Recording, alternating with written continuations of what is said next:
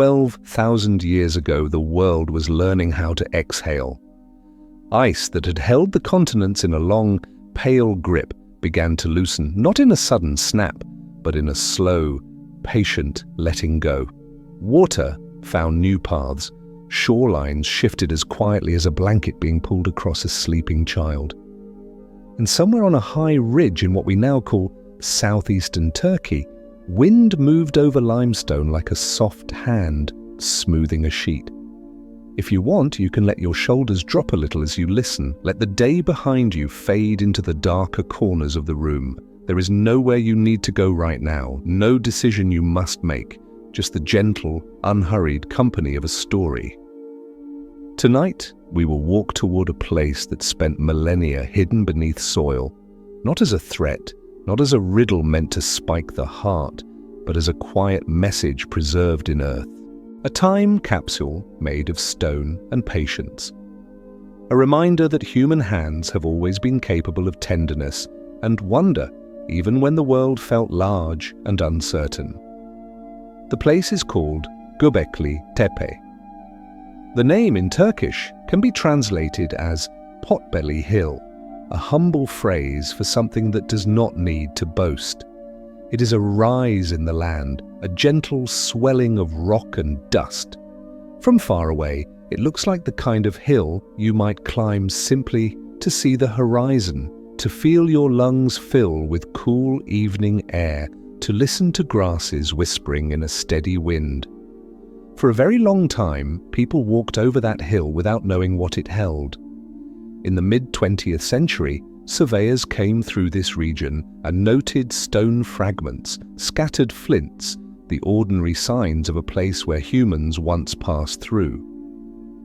They marked it, they moved on, the hill remained, quiet and patient.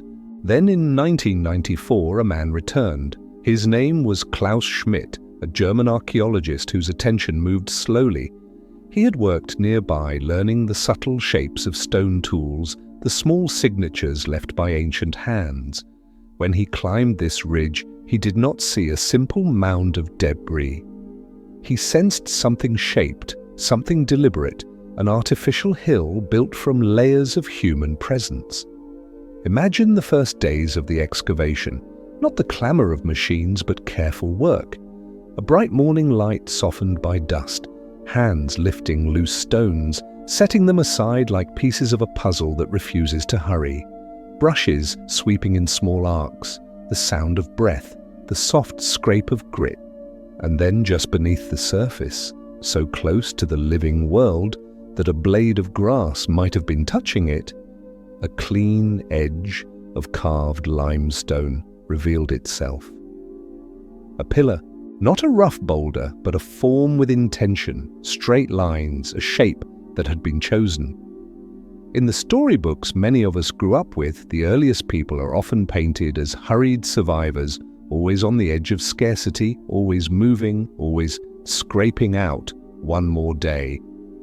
But the hill suggested something different, that there were moments when ancient people gathered not only to eat, not only to stay alive, but to create something that asked for cooperation, rhythm, and shared meaning. If you have ever been part of a group working quietly toward one gentle goal, cooking together in a warm kitchen, moving furniture into a new home, planting a garden bed, you may understand that feeling. Not loud, not dramatic, just a steady sense of we are doing this together. Göbekli Tepe belongs to a time archaeologists call the pre-pottery Neolithic, long before the clay vessels and everyday ceramics that would later fill human settlements. In the earliest layers, there is no pottery. There is little sign of farming. The bones found in the soil speak of wild animals, gazelle, boar, and wild cattle, creatures that move with the seasons and remind us of a world where food still came from the hunt and the gathering hand.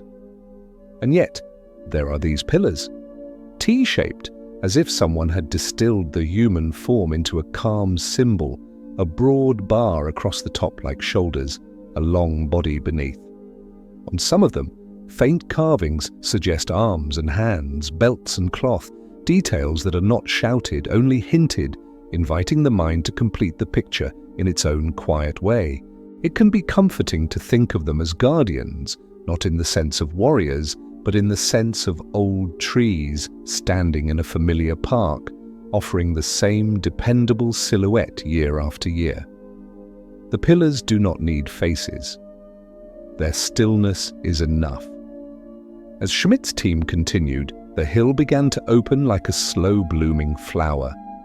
Circular enclosures appeared, rings of stone arranged with care. Low walls and benches, spaces that feel less like ruins and more like rooms, places that once held the warmth of bodies and the hush of shared attention. You can almost imagine the people who stood there, not rushing, listening to the wind outside and the quiet within. Underfoot, in some areas, there is flooring made with remarkable care, lime and crushed stone worked into a hard, smooth surface. When light slides across it, it does not catch on loose dirt. It glides, cool, solid, a gentle kind of permanence. And above that floor, the pillars rise. Limestone is a patient material. When freshly cut from the earth, it can be softer, more willing to take the shape of a chisel. Over time, exposed to air, it hardens. It becomes stubborn, resolute. The people who carved these forms learned how to work with that patience, as if they understood that the stone itself has a tempo. You might wonder softly what it felt like to be one of them. To stand at dawn with cold air in your lungs, looking at a block of limestone still connected to the plateau. To hear the first taps of stone tools, to feel your arms warm as the day rises, to share water, to trade small smiles or quiet nods, or whatever gestures your group used to say, "I'm here with you." And later, to watch the pillar begin to emerge from the rock, like a thought becoming clear. Not everything about Göbekli Tepe is known. That uncertainty does not need to be frightening. It can be gentle. Some questions are like stars. They do not demand answers immediately. They simply offer light to look at. Why did people gather here? Some archaeologists have suggested feasts and seasonal meetings, moments when groups came together, shared food, shared stories, and strengthened the threads that connect one human life to another. Others focus on ritual, on the possibility that these circles were places where the ordinary world became slightly quieter, slightly more meaningful, as if the air itself changed. Whatever the reason, the work required a particular kind of trust. Not the loud trust of speeches and promises, but the practical trust of hands on rope, hands on wood, hands on stone, the trust of moving in the same direction, the trust of letting your effort join someone else's effort until it becomes something larger than either of you. If you have been carrying worries today, you can set them down beside this path for a moment. Let them rest on the ground like small stones. Let the story hold you instead. Breathe in slowly, and as you exhale, imagine the wind on that ridge, steady, cool, indifferent to deadlines. Imagine the sky overhead, wide and darkening, with stars that seem to drift at a pace made for sleep. There is a soft kind of curiosity in this place, a curiosity that does not push. A hint of a secret, not the kind that shocks, but the kind that invites you to lean in closer, the way you lean toward a fireplace to feel its warmth. Beneath this hill, there are more circles, more pillars, more rooms still covered. Much of it remains asleep, held in soil like a careful hand held over a candle flame. And perhaps that is part of the lesson already, that not everything needs to be exposed at once, that some things are preserved by being covered, protected by quiet, kept safe until the right moment. Before we drift deeper into tonight's gentle journey, remember to subscribe to Ancient Sleep Story. Here, you'll always find peaceful stories that soothe the heart and quiet the mind. Where are you listening from tonight? Leave a comment. Your presence adds warmth to this quiet corner of the night. Now let us take one more slow step back in time. Picture the ridge again, but with no tractors in the distance, no electric lines, no faint hum of modern roads. Only wind, limestone, and the soft footfalls of people moving carefully over stone. The last light of day melts into the horizon. Fires begin to glow in sheltered places. Someone speaks in a low voice and others listen, not because they are forced, but because the night is a natural invitation to be close. In the center of a circle, the tall T-shaped forms catch the firelight. Shadows slide along their edges. The carvings of animals, fox, boar, bird, appear and fade as the flames breathe. Not a parade of fear, but a catalogue of the living world, a reminder that humans share the night with many other lives. And in that quiet chamber of stone, you can almost feel a pause in time, a shared stillness, a moment where the mind stops running forward and simply rests in what is. If you could step back 12,000 years, what would you take with you? Or would a slow breath be enough? Hold that question gently, like a smooth pebble in your palm. You do not need to answer it tonight. You only need to let it exist and to let your body soften around it, because the hill is still there. And beneath it, the pillars continue to sleep, steady, silent and patient, waiting to be remembered at the pace of a calm human heart. And you are safe listening, here, now. If you're comfortable, let your jaw unclench a little. The hill remains in the distance, a gentle rise of pale stone, and the story widens to the world that held it. Because Göbekli Tepe did not stand alone. It belonged to a landscape that was both raw and intimate, like the first page of a book that still smells faintly of trees. In those ancient years, the earth was easing out of the last deep cold. Ice far to the north was thinning, and the oceans, patient and unstoppable, were beginning their long, quiet return inland. It didn't happen in one dramatic moment. It happened the way sleep comes, gradually, in changes you only notice later. A shoreline inches back. A river finds a new curve. A bay becomes a memory.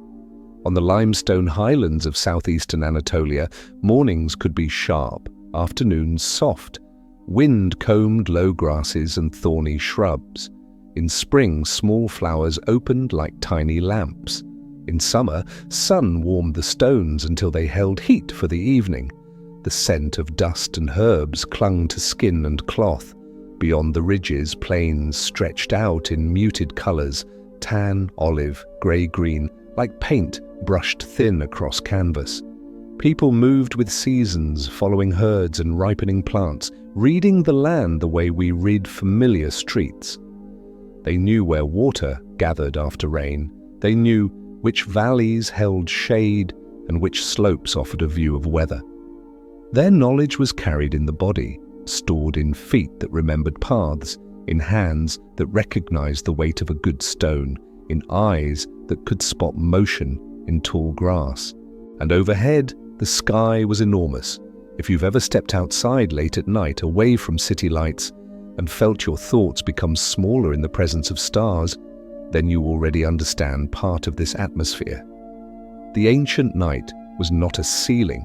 It was a deep ocean turned upside down, filled with lights that seemed both close and unimaginably far. The sky did not hold perfectly still, not over long time. The earth itself has a gentle wobble, like a spinning top that slowly changes its angle. It is so gradual that no single lifetime notices it, and yet, across thousands of years, the stars shift into new arrangements. The people of Göbekli Tepe lived under patterns that felt familiar, steady, soothing, like the remembered outline of a childhood room. you can let that thought calm you. That some movements are so slow they feel like stillness. Now imagine a night on the ridge. The day has cooled, the last light has drained from the horizon, leaving a thin ribbon of dusk. Insects begin their quiet work. Somewhere far off, an animal calls once, then silence returns. Fires spark in shallow hollows, protected from wind. Smoke rises and thins into a faint veil that softens the stars. People gather, not in a rush, not in panic. They come the way families drift toward a porch light on a warm evening. They bring what they have: baskets of gathered plants, bundles of wood, stone tools wrapped in hide, water skins, perhaps a child sleeping against a shoulder. Faces glow from below, and that firelight makes everyone look gentler, as if the night is already forgiving whatever the day demanded. Somewhere near the crest there is a place that feels slightly different from the rest of the hill. A clearing where the ground has been shaped, where stone rises with intention, where the air seems to ask for quieter voices. And when they step into the circle, when they stand between tall, pale pillars, they enter a room made from open sky and carved limestone. No roof in the modern sense, and yet a boundary all the same. The pillars are T-shaped, simple geometry, steady and dependable. Firelight slides up their sides, shadows pool at their bases, carved animals flicker into view, a fox stretched long, a boar with bristling lines, birds that look mid-flight even in stone. These are not monsters, they are neighbors, they are the living world made into memory. If you listen closely, you can hear the soft chorus of the place, the hiss of fire, the breathing of people, the wind passing over the ridge like a slow hand, turning pages. It is easy to imagine that gatherings here included food, not because we need a loud feast, but because humans have always used shared meals to soften loneliness. The bones in the soil speak of hunted animals. Stone basins and worked surfaces whisper of preparation. Seeds crushed, liquids held, hands doing repetitive work that becomes almost meditative. Someone grinds wild grain between stones back and forth, until rhythm takes over and the mind grows quiet. But even without imagining much more, the circle itself is enough to explain why people might return. Because humans do not only hunger for food, we hunger for meaning, we hunger for belonging, we hunger for places that feel like anchors. Göbekli Tepe feels like an anchor, and here the modern thread returns softly to Klaus Schmidt and the slow unveiling. When archaeologists cleared the first enclosures, they realized the hill was not a single structure. It was layered, used, reshaped, used again, like a song repeated with small variations. The deeper they went, the older the stone became, and the more remarkable it felt to find such careful work so far back in time. Yet the surprise does not have to be loud. It can be like finding an old photograph of your parents before you were born, young, vivid, living full lives you never witnessed. The discovery widens the heart more than it startles it. The soil itself offered a kind of tenderness. In several places, the enclosures had been deliberately filled in, not with chaotic debris, but with material that seemed chosen. Cleaner earth, broken stone, fragments placed as if the builders were closing something carefully rather than abandoning it. Imagine finishing a long day, folding a blanket, and setting it neatly at the foot of a bed. The room remains, but you have prepared it for rest. That is what the fill feels like. Preparation for sleep. And it raises a soft question. Why would people bury something they worked so hard to make? You do not need a dramatic answer. There are many quiet possibilities. Perhaps a gathering place had served its purpose. Perhaps a new circle was built nearby and the old one was covered as a sign of respect. Perhaps the act of burying was itself a ritual, A way of letting time take over, a way of offering something back to the earth that provided the stone. As the team mapped the site, patterns began to appear.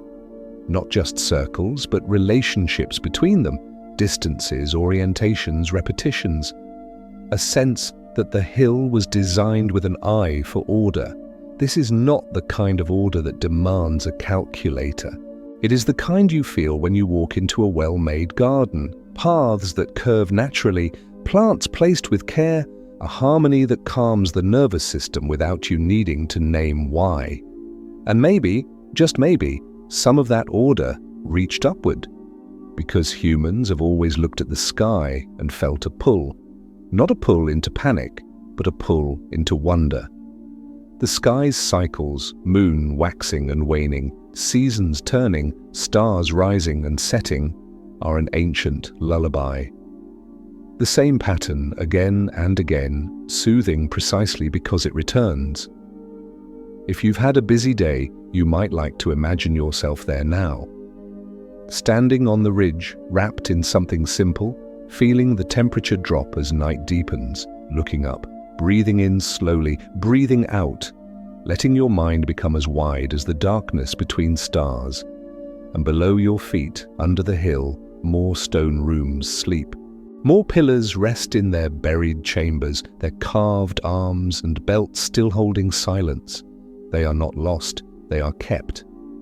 In the modern world, we are trained to think that only what is visible is real. But the hill teaches another lesson, that what is covered can still be present, that what is hidden can still hold meaning, that some treasures are protected by being out of sight, waiting for gentler hands and quieter times. Schmidt once described the site as a kind of cathedral, though the word can feel grand and echoing. Tonight, we can soften it, think of it as a shelter for awe. A place where attention, gathered the way candlelight gathers in a dark room, making a small circle of warmth. And in that shelter, one detail begins to shimmer at the edge of the story, like a star you keep noticing even when you look away. The pillars are not random.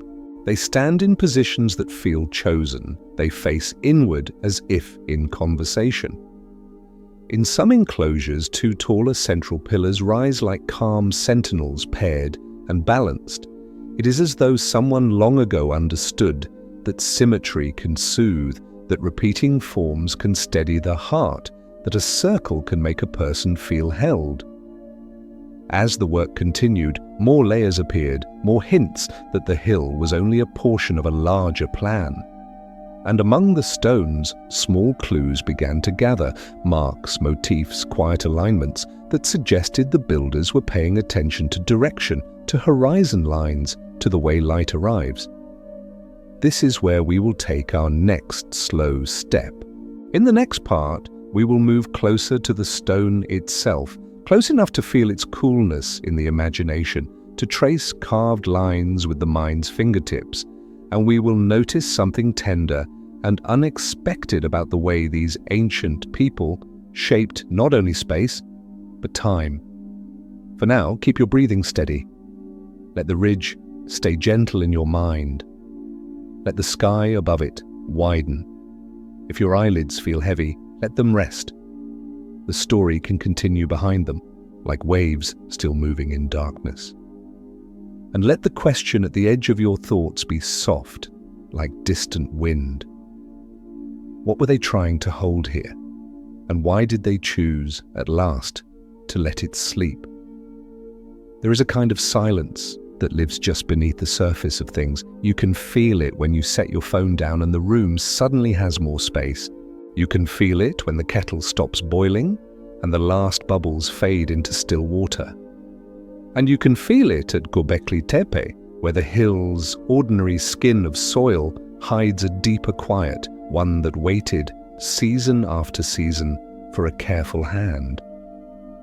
If you're listening in bed, let that idea settle gently beside you, that beneath the busy layers of the day, there is a calmer layer that does not argue, does not demand. It simply waits.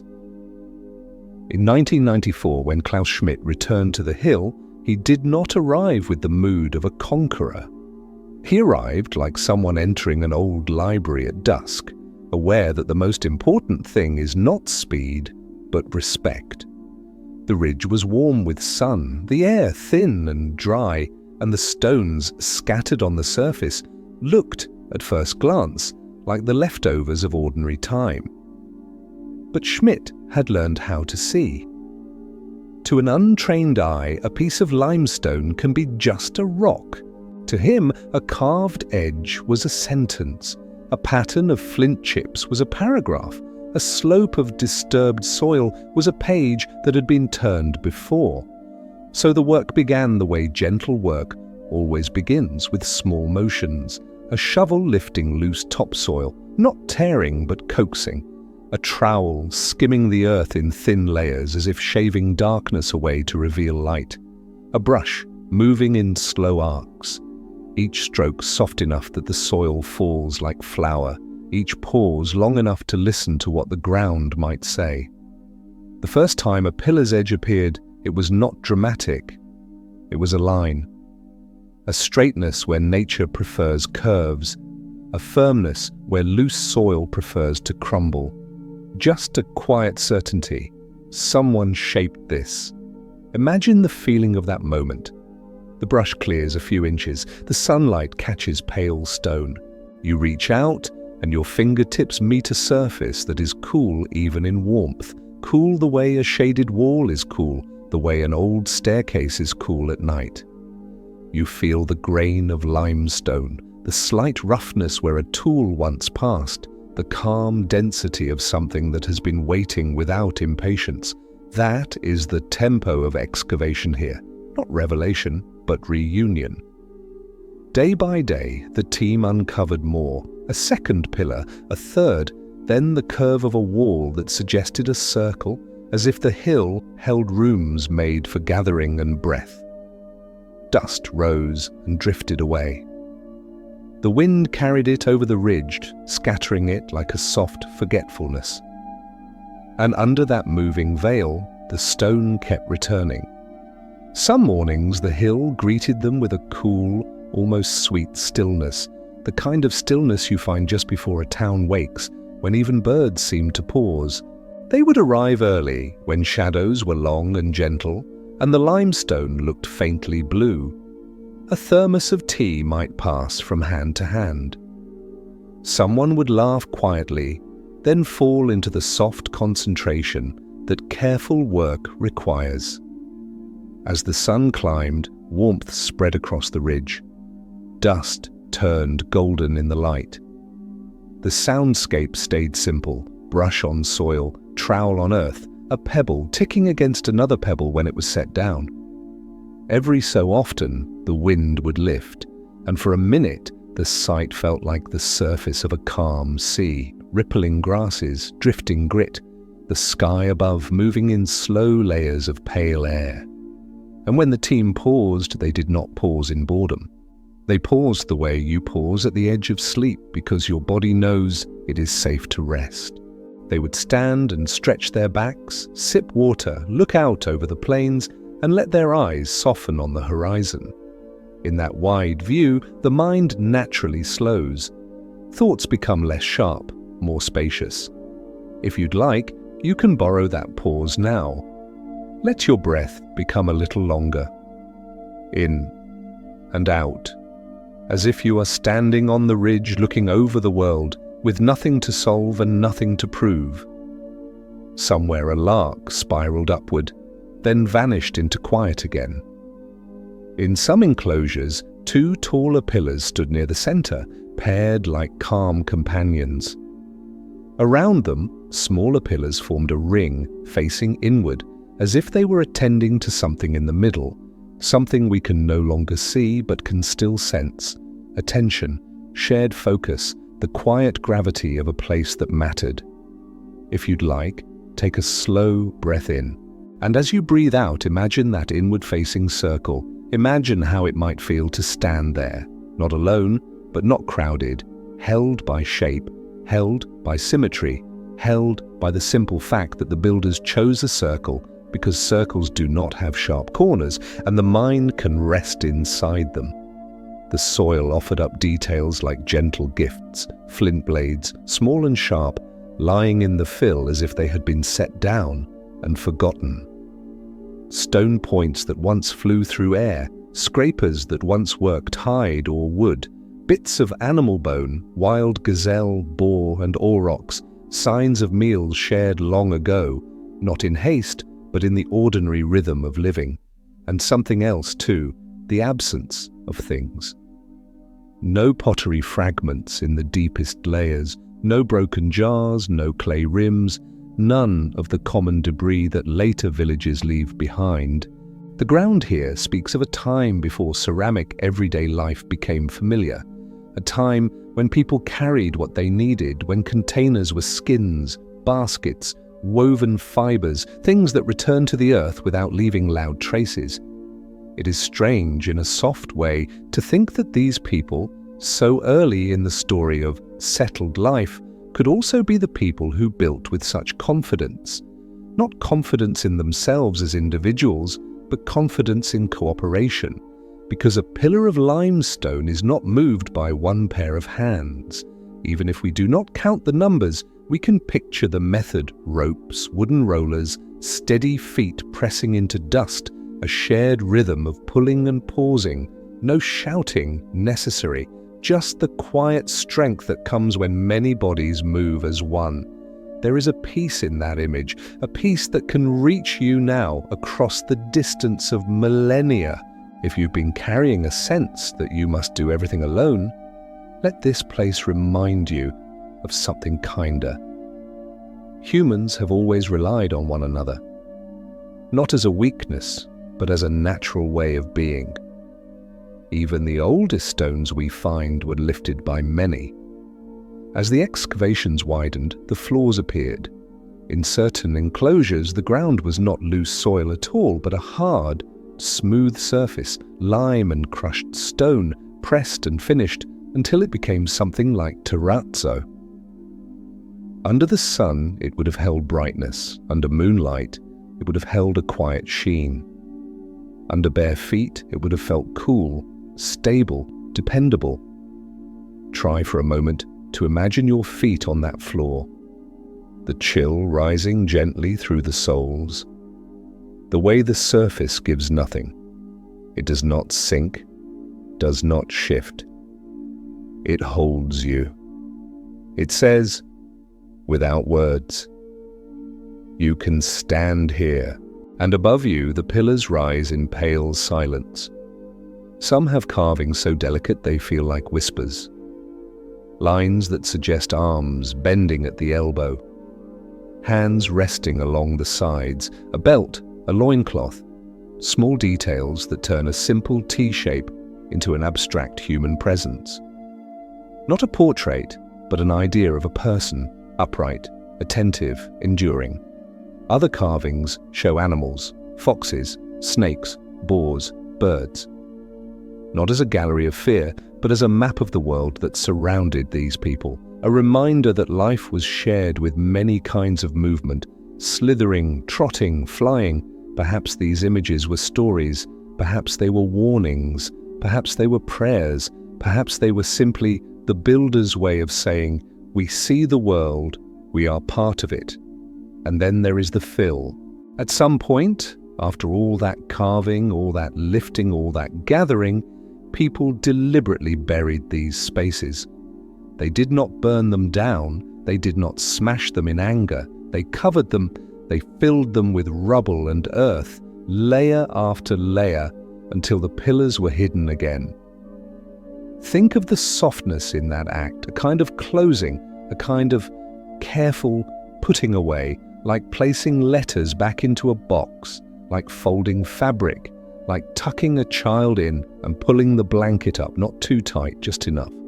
When the archaeologists met that fill, they met an ancient decision to let the stone sleep. The hill, then, is not only a place of building, it is also a place of letting go. And that is where tonight's gentle journey deepens, because letting go is also what the body asks for as it drifts towards sleep.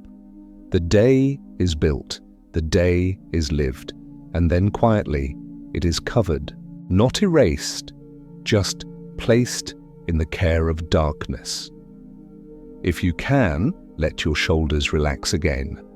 Let the muscles along your spine soften, because the story too is beginning to reveal one of its softer mysteries, that the people of Göbekli Tepe were not only making something for their present moment, they were making something that could endure being forgotten and still remain. Soon we will come even closer to the carved surfaces, to the small marks that hint at a hidden order, a geometry that feels like a heartbeat. We will notice how the circles relate to one another, how distance and direction form a quiet pattern across the hill. But for now, stay with the simple sensation. Brush, soil, stone, cool under the fingertips. A line made by someone who lived, breathed, worried, laughed, and looked up at the stars, just as you have in your own way. And in that quiet moment, under the endless sky, something begins to feel different. Some discoveries don't arrive like thunder. They arrive like lamplight appearing in a window at the end of a long street, soft, steady, and somehow welcoming. At Göbekli Tepe, the deeper the excavation moved, the more the site seemed to speak in that language, not loud answers, but gentle patterns. If you're listening from a busy life, emails, errands, traffic, the constant little tug of tomorrow, let the pace slow here. Let the hill teach your nervous system its older rhythm, in and out, like wind passing over limestone. Because under the dust and the sun, there is a kind of order that feels almost like comfort. When the first full enclosures emerged, archaeologists began to notice how the stones held themselves. The walls were not random piles. They were shaped, rounded, with benches built into them as if meant for resting bodies. The pillars were set with intention, like notes placed on a staff. And at the center of some circles, the two tallest T-shaped forms stood opposite one another, balanced as though the space between them was part of the design. The mind likes balance, even when we don't name it, we feel it. We feel it in a well-made room, in a familiar routine, in the way a lullaby repeats. Something in the body relaxes when the world feels coherent. So imagine stepping into one of these stone circles at dusk. The light is low, the limestone has turned the color of warm milk. Firelight flickers near the floor and climbs the pillars in soft waves. Shadows drift across carvings and then slip away again. The air smells faintly of smoke and crushed herbs. You can hear the wind outside the enclosure, but inside the sound is gentler, held by stone. And beneath your feet, the floor is surprisingly smooth, not loose soil, not gravel, but a surface made with care, lime burned and crushed, mixed with stone, pressed and polished until it becomes firm underfoot. A kind of ancient terrazzo. It feels cool and steady like the inside of a cave where summer heat cannot reach. Try to picture your bare foot touching it. Coolness rises into your skin. The floor does not shift. It does not give way. It tells the body in a quiet language you are supported. There is something tender about that, isn't there? To make a floor like this, you have to plan. You have to gather material. You have to work together again and again until the surface becomes what you intended. It is not the work of a single, hurried afternoon. It is the work of returning, of patience, of care, and above you the pillars stand. They are T-shaped, but the longer you look, the more human they feel, not in an alarming way, but in a calm, symbolic way. Some show carved arms bent gently at the elbow, hands rest along the sides, as if the stone itself is holding its own stillness. A belt is etched across the midsection, a simple cloth, details that are just clear enough to invite your imagination and just soft enough to let it remain peaceful. If you're the sort of person who notices faces in clouds, you may notice something else here too, the comfort of the faceless. No eyes watching, no expression judging, only presence, upright, quiet, enduring. Around the ring, animals appear in shallow relief. A fox stretches along the stone like a whispered story. A boar's bristles are carved in crisp lines, then softened by time. Birds move across the surface, wings suggested by angles and curves. Snakes glide as a single line that repeats like a pattern on fabric. It's easy, from far away in the modern world, to imagine these images as threatening. But when you place them in the evening air of the hill, they feel more like neighbors than nightmares. The builders lived among these creatures. They heard them in the grass. They tracked them over slopes. They watched them drink. To carve them in stone might have been a way of saying, quietly, we share the same night. And then there is the spacing. The pillars do not crowd each other. They leave breathing room. The circle itself leaves room for movement, for sitting, for gathering. This too is a kind of kindness, a design that understands the human need for space, the human need for a boundary that holds you without pressing. Archaeologists, with their measuring tapes and maps, began to see that some circles were positioned with a subtle harmony across the hill. A distance here, another there, a line that seemed to echo a line elsewhere. The more the site was drawn onto paper, the more it looked like a quiet constellation on the ground. And somewhere inside that constellation, an idea began to form, a soft, intriguing possibility. What if the circles were not only separate rooms but also parts of a larger pattern? Not a pattern you must solve like a puzzle, but a pattern you can simply notice, like the way waves arrive at shore. A rhythm, a repetition, a geometry that calms. One gentle suggestion that has been discussed is that certain major enclosures may relate to one another in a way that resembles a triangle, an orderly relationship between points that feels deliberate. If you imagine standing on the hill at night looking from one circle to another, you might sense a hidden thread connecting them, not a dramatic secret. More like a small stitch in a quilt. Something you only notice when you slow down enough to see the whole fabric. And perhaps that is the first soft discovery of Göbekli Tepe, that early humans were not only reacting to the world, they were shaping it. They were composing space with the same quiet intelligence we use when we arrange a home, when we place a chair near a window, when we set a lamp beside a book. To build a circle is to create a gentle boundary. To set stones at measured distances is to create rhythm. To repeat forms is to create memory. If you have ever tried to calm your mind by making order, folding laundry, arranging a shelf, sweeping a floor, you know how soothing that can be. Order can be a kind of prayer, even without words. Sometimes, when you stand inside a circle, you notice how your breathing changes. The chest opens, the belly softens, the mind stops scanning for danger. It is the same relief you feel when you turn the key and step into your own home, closing the door behind you. Even if the day was difficult, the walls hold you. Göbekli Tepe may have offered that kind of shelter, an early home for the shared human heart, where no one rested alone. A place to leave worries outside, shoes at the threshold. The terrazzo floor itself carries that feeling. It is a surface made of many small pieces, crushed and combined into one. Tiny stones become a single ground. The metaphor is almost too perfect. Individuals gathered into community, scattered fragments pressed into a shared foundation. And when the firelight glides across that polished floor, it becomes a slow-moving river of gold. Not bright enough to excite, only warm enough to comfort. Now, close your eyes if you want. Imagine sitting on the stone bench along the wall. Your back rests against cool limestone that holds the day's last warmth. Above you, the open sky is deepening, A few stars are visible. The people around you speak softly, or maybe they don't speak at all. Maybe tonight is a night for listening.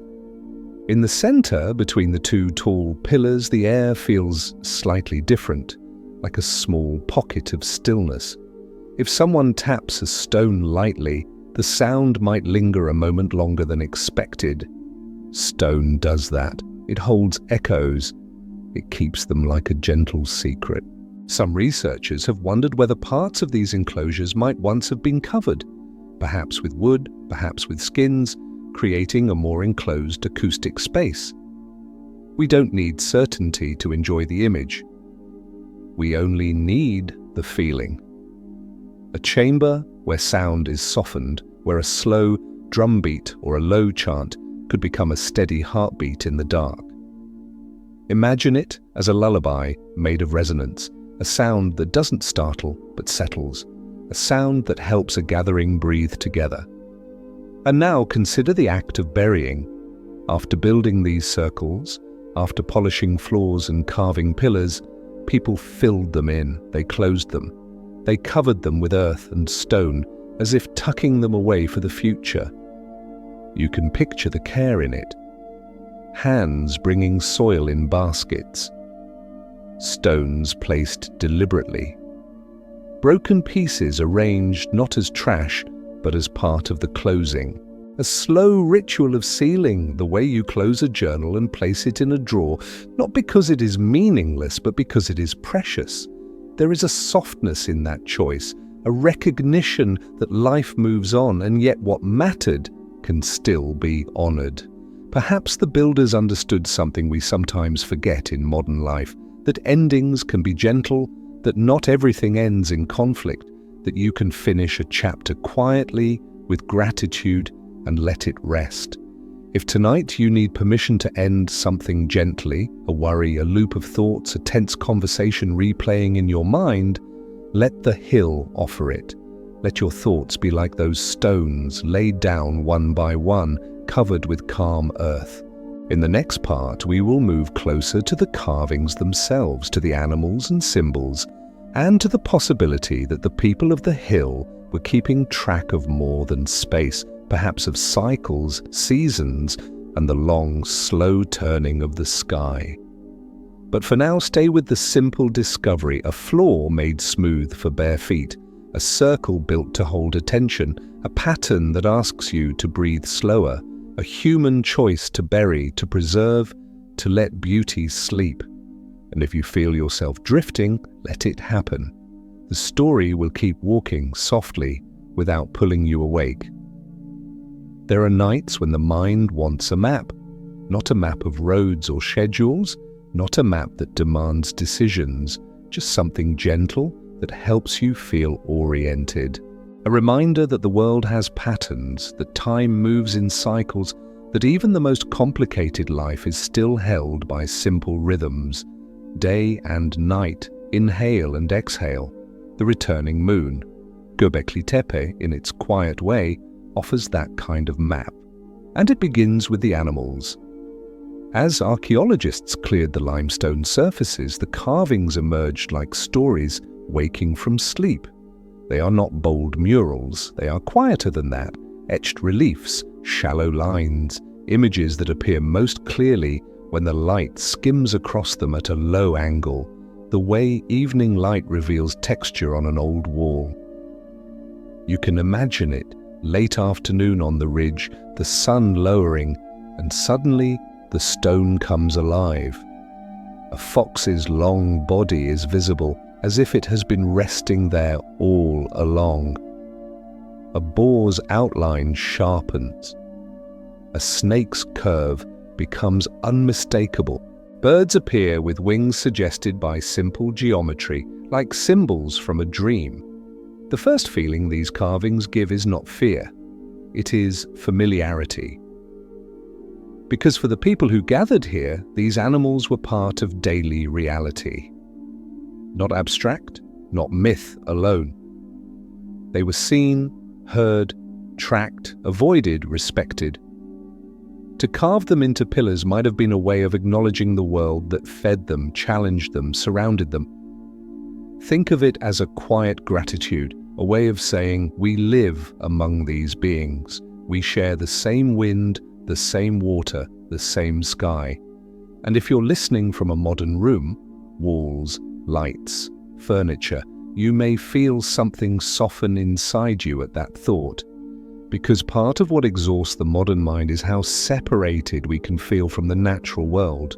These stones remind us that the human story began with closeness to animals, to weather, to seasons, to stars.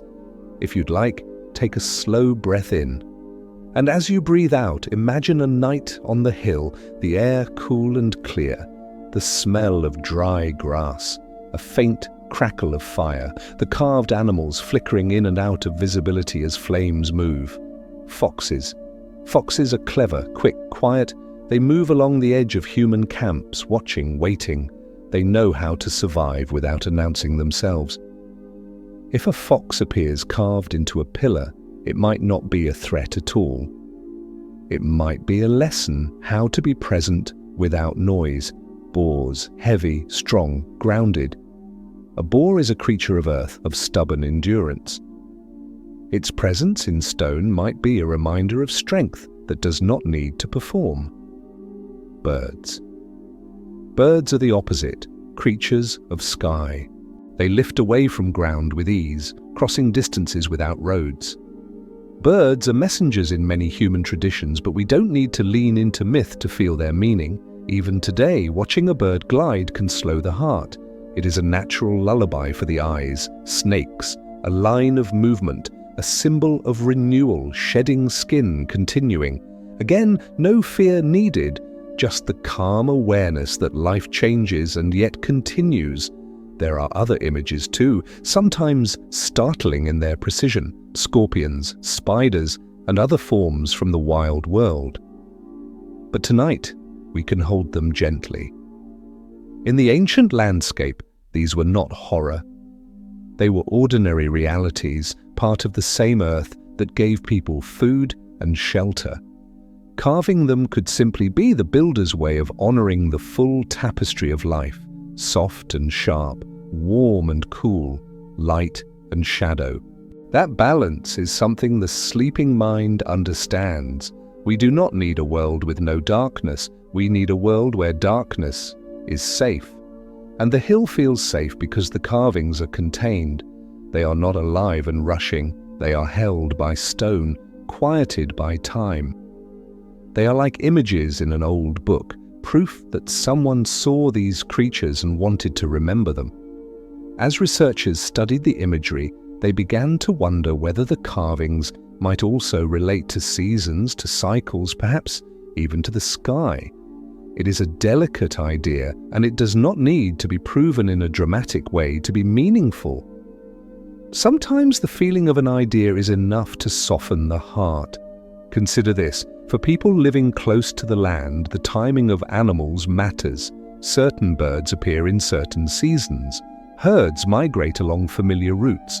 The presence of particular creatures can signal changes in weather, in plant growth, in the rhythm of food availability. In a world without calendars on walls, the world itself becomes the calendar. So it is possible that the carved animals were not only decoration, but also memory. A way to keep track of time without numbers. A way to gather knowledge into a shared place. When we see this sign in the world, we return. When the sky looks like this, we meet again. And overhead, the sky offered its own slow clock. The moon waxing and waning, the stars rising in familiar arcs, the changing position of sunrise through the year. All of these rhythms would have been known deeply, not as astronomy in a textbook, but as the lived experience of nights spent outside, listening, watching, waiting. If you have ever watched the moon from a window, night after night, noticing how it changes, you have brushed against that same old awareness. It's soothing because it's reliable. The moon returns. It does not rush. It does not forget. And if you've ever felt time move too fast, weeks disappearing into deadlines, you might find comfort in remembering the older pace, the pace of the sky. At Göbekli Tepe, the carvings and the architecture together suggest attention. Attention to space, attention to pattern, attention to the repeating world. And this is where another soft discovery enters, one that is not a shock, but a quiet widening of perspective. The circles were not just places to stand, they were places to remember. Imagine a gathering there year after year, people returning as seasons cycle, children growing, learning the paths, elders bringing the weight of stories. The same ridge, the same wind, the same stones. A person might run their palm along a pillar, feeling the carved lines as if greeting an old friend. The stone would be cool, and the body would relax, because familiarity is calming. Someone might point at a carved animal speaking softly, reminding the young ones of a lesson, where to find water, when to move, how to respect the hunt, how to stay safe at night. Not as a lecture, but as a story, because stories are how humans keep time. And then, as the night deepens, perhaps someone lifts their gaze upward. Stars. In a world without city glow, the Milky Way looks like a pale river overhead. Some stars are bright enough to cast faint shadows. If you lie back on the ground, you can feel as if you are floating under it, held by darkness.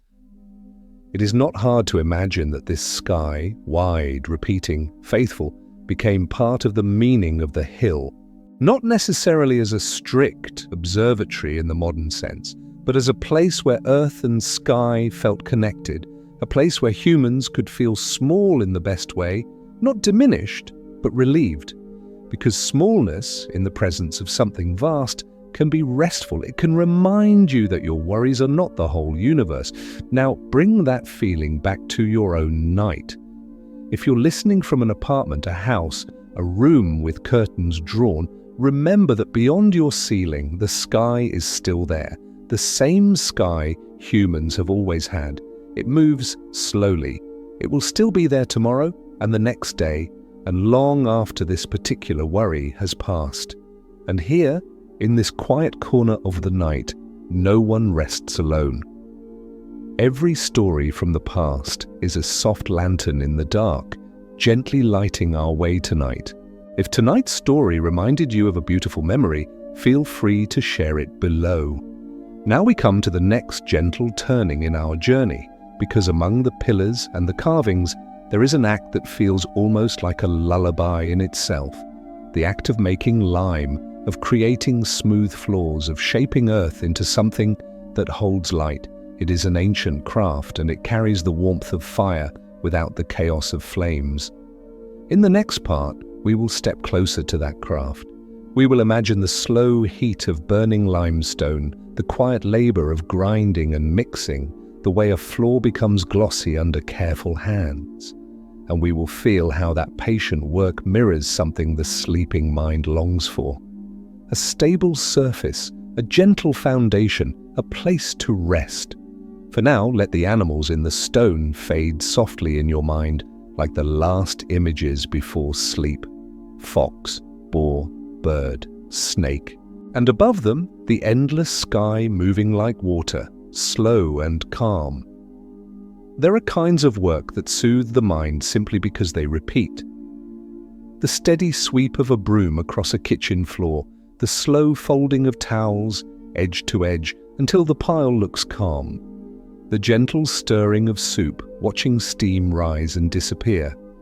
At Göbekli Tepe, one of the quietest wonders is not something towering or loud. It is a surface, a floor, a place where bare feet could stand, where tired legs could rest, where attention could settle. If you imagine the stone circles as rooms beneath an open sky, the floor is what makes them feel lived in. It is what makes the space feel intentional, like someone cared not only about building upward, but also about creating a gentle foundation.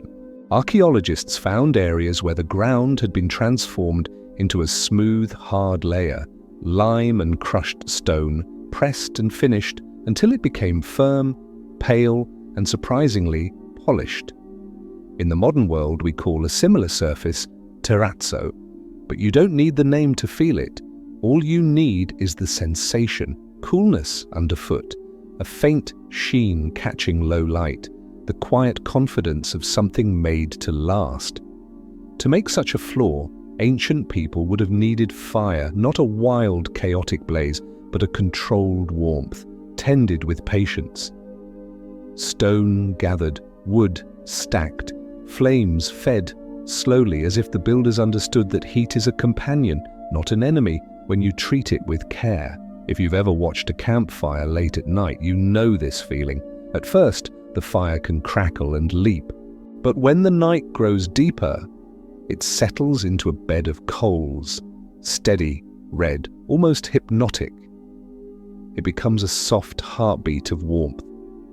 Now imagine that kind of fire on the hill. The limestone is pale and plentiful here. It lies under the soil like a quiet promise. And when limestone is heated, it changes. It becomes willing to become something new, powdered, mixed, turned into a binding material that can hold small stones together. A kind of ancient alchemy, but not mystical, simply practical knowledge passed through hands. There is something deeply calming about realizing this, that even 12,000 years ago, humans were not only surviving, they were learning, experimenting, refining, sharing methods, returning to a task until it felt right. If your own mind has been tired from trying to get everything perfect, let this be a softer mirror. The builders of Göbekli Tepe were not chasing perfection for applause. They were chasing steadiness, a floor that would hold, a surface that would feel safe. Picture the process, slowly. First, the gathering. People walking the ridge and the slopes, collecting stone, not hurried, not frantic, choosing pieces that are the right size, the right texture. A basket fills, a bundle fills. Someone carries wood, dry and light. Someone carries a skin of water. Someone carries a flat stone used for grinding. Then the fire, a shallow pit perhaps, sheltered from wind. The first sparks, a flame that grows, then calms. The scent of smoke, sharp at first, then sweetening as it thins. The night air cooling around it, while the circle of warmth expands. Then the waiting. Because fire teaches patience. You cannot rush heat into stone without risking the wrong kind of break. So the builders would watch, feed, watch again. Their faces glow in gentle orange. Their eyes blink slowly. Conversation, if there is any, stays low. The night itself encourages softness, and when the stone has changed enough, there is the next step. Grinding. A stone-on-stone motion, back and forth, a rhythm that becomes almost like breathing. Dust rises, pale and fine. It settles on hands, on wrists, on cheeks. It makes everyone look as if they've been touched by moonlight. Grinding is a kind of meditation. It asks you to be present. It asks you to move slowly, steadily, without sudden force. If you've ever felt anxious and calmed yourself by doing something repetitive, washing dishes, brushing hair, sorting papers, then you already know the medicine of this motion. Now, mixing, powder meeting water, crushed stone meeting binder. Hands stirring, pressing, smoothing, the mixture thickening into something that can be spread. The builders move it into the enclosure, carrying it carefully, because even the act of carrying becomes part of the ritual of making. And then the finishing, pressing the surface down, leveling it, smoothing it, polishing it until it feels right under a palm, until it reflects a little light, until it becomes a quiet mirror for fire glow. And there is another small detail, easy to miss unless you slow down. The way a finished surface changes sound. Loose soil swallows footsteps, but a firm floor lets a step be heard, softly, like a muted drum. A heel touches down, a faint tap answers, and then the echo fades into stillness. If someone set a bowl down, the sound would ring for a breath longer. If someone clapped once, the enclosure might return a gentle reply. not a shout, just a lingering warmth of resonance, like a room humming after a lullaby, like the heart, but as a quiet message preserved in earth. A time capsule made of stone and patience. A reminder that human hands have always been capable of tenderness and wonder, even when the world felt large and uncertain. The place is called Göbekli Tepe. The name in Turkish can be translated as Potbelly Hill, a humble phrase for something that does not need to boast. It is a rise in the land, a gentle swelling of rock and dust. From far away, it looks like the kind of hill you might climb simply to see the horizon, to feel your lungs fill with cool evening air, to listen to grasses whispering in a steady wind. For a very long time, people walked over that hill without knowing what it held. In the mid-20th century, surveyors came through this region and noted stone fragments, scattered flints, the ordinary signs of a place where humans once passed through. They marked it, they moved on, the hill remained, quiet and patient. Then in 1994 a man returned. His name was Klaus Schmidt, a German archaeologist whose attention moved slowly. He had worked nearby, learning the subtle shapes of stone tools, the small signatures left by ancient hands. When he climbed this ridge, he did not see a simple mound of debris. He sensed something shaped, something deliberate, an artificial hill built from layers of human presence. Imagine the first days of the excavation, not the clamor of machines but careful work. A bright morning light softened by dust, hands lifting loose stones, setting them aside like pieces of a puzzle that refuses to hurry. Brushes sweeping in small arcs, the sound of breath, the soft scrape of grit. And then just beneath the surface, so close to the living world that a blade of grass might have been touching it, a clean edge of carved limestone revealed itself. A pillar, not a rough boulder, but a form with intention, straight lines, a shape that had been chosen. In the storybooks many of us grew up with, the earliest people are often painted as hurried survivors, always on the edge of scarcity, always moving, always scraping out one more day.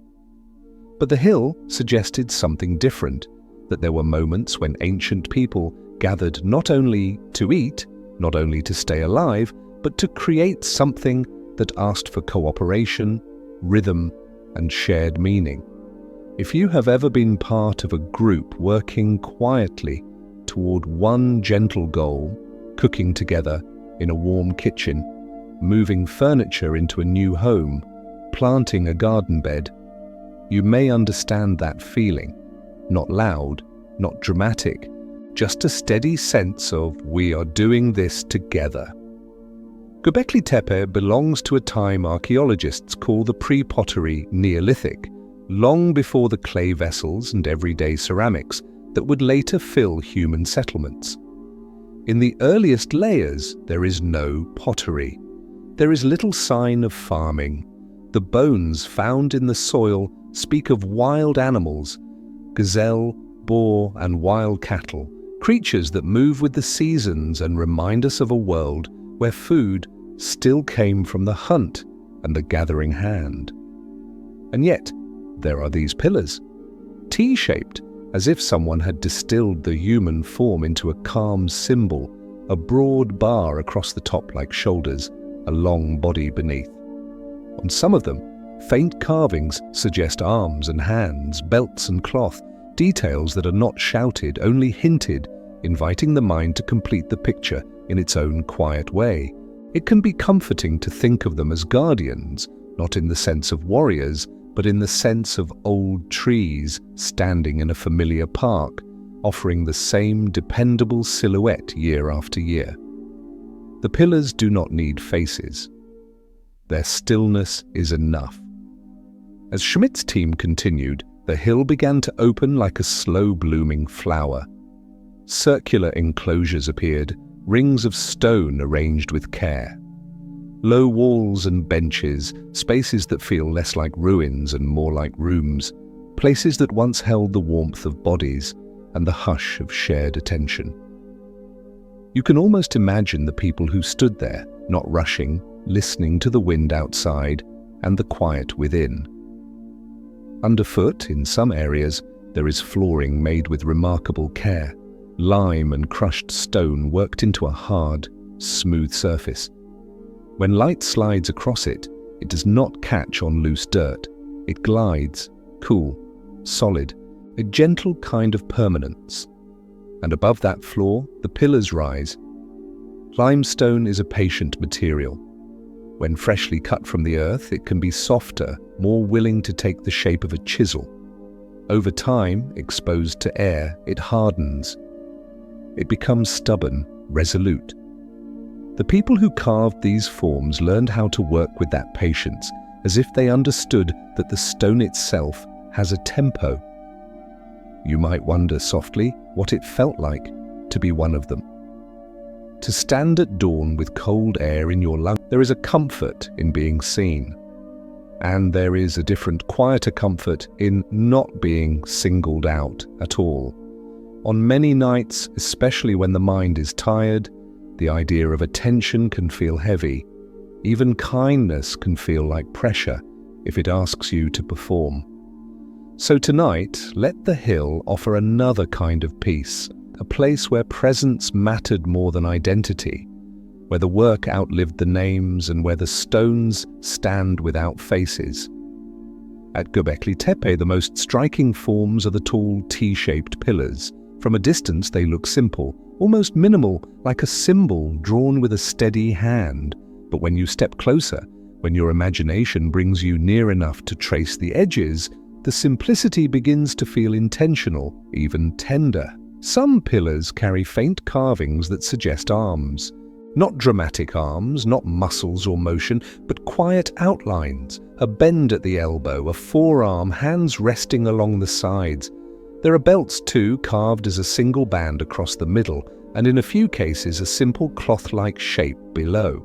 These details are just enough to turn a T into a human presence, the way a coat hanging on a chair can make a room feel inhabited.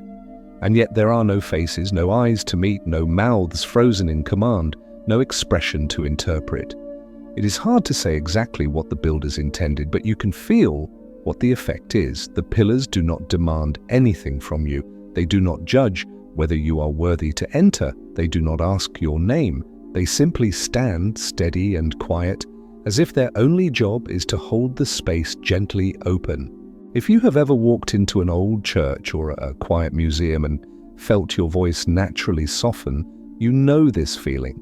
It is not fear. It is the nervous system recognizing a kind of calm authority, a place that has outlasted many storms, a place that does not need to hurry. Inside certain enclosures, two taller central pillars rise together, facing inward. They are like companions, not rulers, not enemies.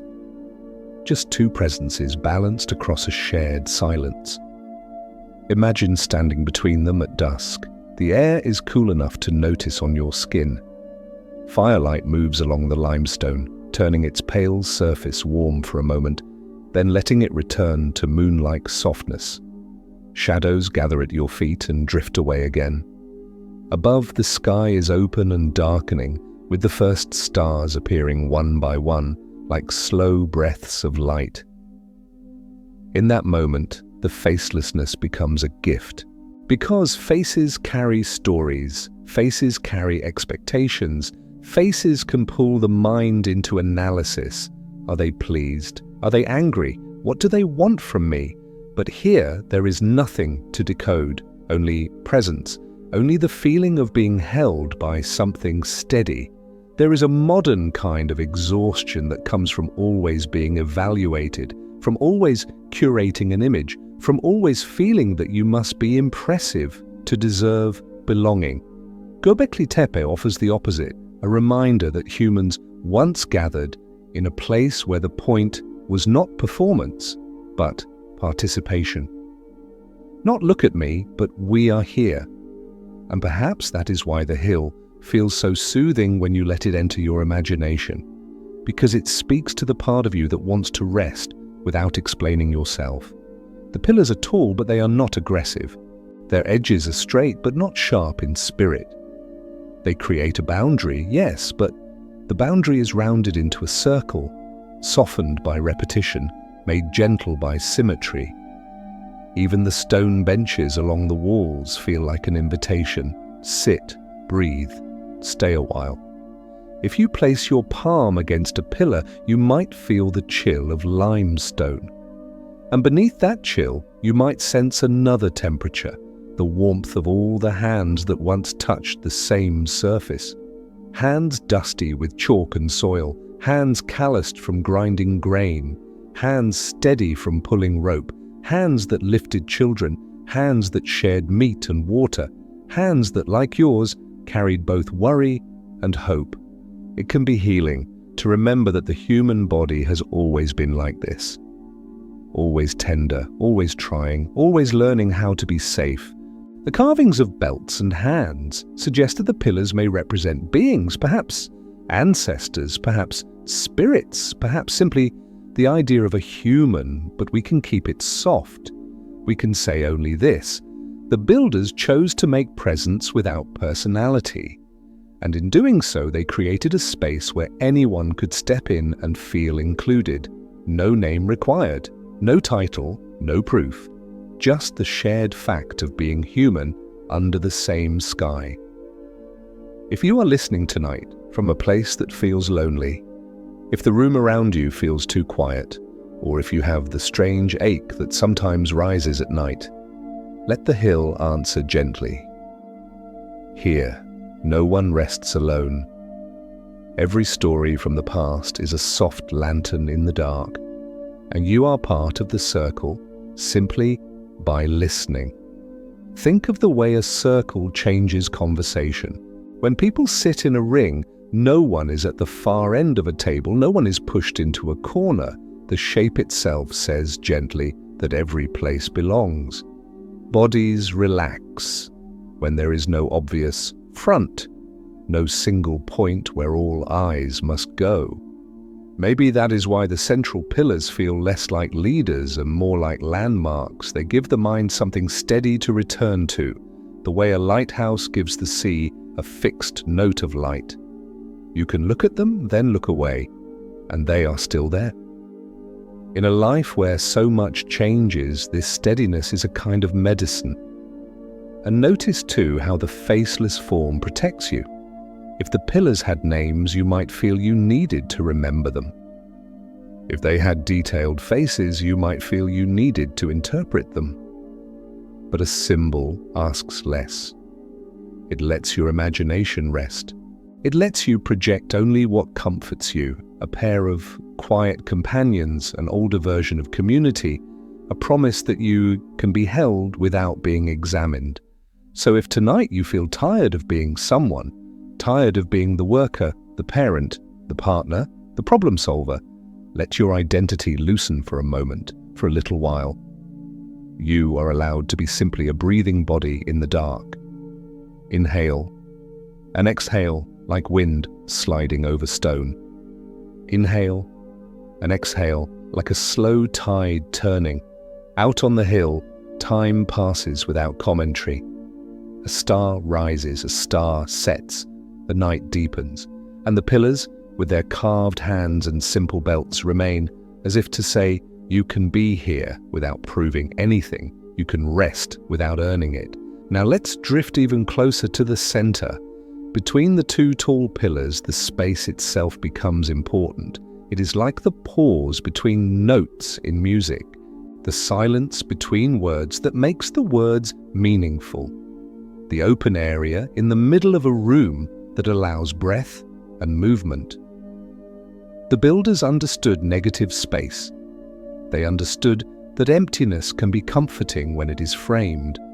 In a world crowded with noise, framed emptiness feels like relief. Perhaps this is why the act of burying the enclosures later feels so poignant. To fill in a room like this is to end a chapter, but it is also to preserve the shape of the chapter, to keep it safe from weather and wandering feet. The pillars were not destroyed. They were tucked away, like keepsakes wrapped in cloth, like a letter sealed in a box, like a melody hummed once, then carried forward in silence. And when modern hands uncovered them again, the first touch was not conquest. It was reunion. There is something profoundly gentle about this long-distance conversation. A human speaks to another human across 12,000 years, not with words, but with the feel of stone. We touch what they touched. We stand where they stood. We breathe the same night air, even if the centuries between us are thick as a mountain. If you could ask the builders one question, what would it be? Would you ask why they came, why they carved animals into pillars, why they polished floors? Or would you ask something quieter, something like, were you ever afraid at night? And if so, what helped you feel safe? Let that question soften in your mind and then let it go. You don't need answers to rest. You only need the feeling that humans have always sought calm, and that calm is possible. Now imagine that the night has deepened on the ridge. The fire has settled into coals. Voices have become fewer. Someone leans back against the stone bench, eyes half closed. A child's breathing becomes slow and even. The carved animals fade into shadow. The tall pillars remain, pale silhouettes against the star field. And you too can let your thoughts become fewer. If a worry arrives, let it be like a small moth passing through the edge of light. It does not need to land, it does not need to stay. It can drift away into the dark. The faceless guardians stand. They do not chase you. They do not demand your attention. They simply keep watch in the quietest way, by remaining. In the next part, we will notice a different kind of mystery, one made not of faces or names, but of direction. We will follow the way the circles sit on the hill, how the builders seem to care about lines of sight, about horizons, about the return of certain lights in the sky, not as a puzzle to solve, but as a gentle reminder that time itself can be held, briefly, in careful design. Let your breathing sink deeper, slower, softer, safe. For now, rest inside the circle, rest inside the quiet. Let the stones stand for you, so you don't have to stand at all. Sometimes the most peaceful thing you can do is look far away. When your eyes rest on a distant horizon, an ocean line, a mountain ridge, the long stretch of a quiet road, something in the body loosens. The gaze stops darting from detail to detail. The mind stops scanning for the next demand. Even the breath seems to lengthen, as if it has more room. Göbekli Tepe sits on a ridge where horizons are generous. From the hill, you can look out over the plains and see the world spread in muted colors, stone and scrub, soft valleys, distant rises. In ancient times, without the clutter of modern structures, the view would have been even cleaner. A simple boundary between earth and sky, the kind of boundary that naturally invites contemplation. And it seems the builders cared about that boundary, not in a frantic mathematical way. Nothing tonight needs to feel like homework, but in a quiet, intuitive way, the way you might position a chair so it faces a window at sunset. The way you might place a bed so morning light arrives gently. The way you might choose a spot for a fire where the wind is kind. As archaeologists mapped the enclosures, they noticed that the circles do not feel random. They sit in relationship to each other and to the slope of the hill. The entrances, the central pillars, the orientation of certain spaces, these details suggest that someone was paying attention to direction. Direction is a calm form of knowledge. It gives you a sense of where you are, even in darkness. It tells you where the sun will rise, where it will set, where storms tend to come from, where water might gather. In the ancient world, direction was not an abstract concept, it was survival. Yes, but also beauty. Because to know direction is to know time. Morning comes from that side. Night deepens from this one. Seasons shift along the horizon like slow-moving guests. If you've ever noticed how the sunset moves through the year, how it slides a little north, then a little south, and back again, you've touched this ancient awareness. It's subtle, it's soothing. It reminds you that life is not chaos, it is cycles. Now imagine the hill at dawn. The air is cold enough to make you pull your cloak tighter. The ground underfoot is hard, sprinkled with dew that catches the first light. Somewhere a bird calls once, then again. The sky is a pale gradient, deep blue above, softening toward the horizon. People gather quietly, not speaking much. In the low light, their faces are gentle silhouettes. They move into one of the stone circles. They sit or stand in calm positions, as if they have done this before. And then, slowly, the sun arrives, not bursting, not shocking, just the gradual brightening of a line. The horizon glows, the first edge of the sun lifts, and the limestone brightens in response. The T-shaped pillars catch the light along their edges, creating thin outlines of gold. Shadows retreat. The animals carved into the stone become visible in a new way, the lines clearer under morning's angle.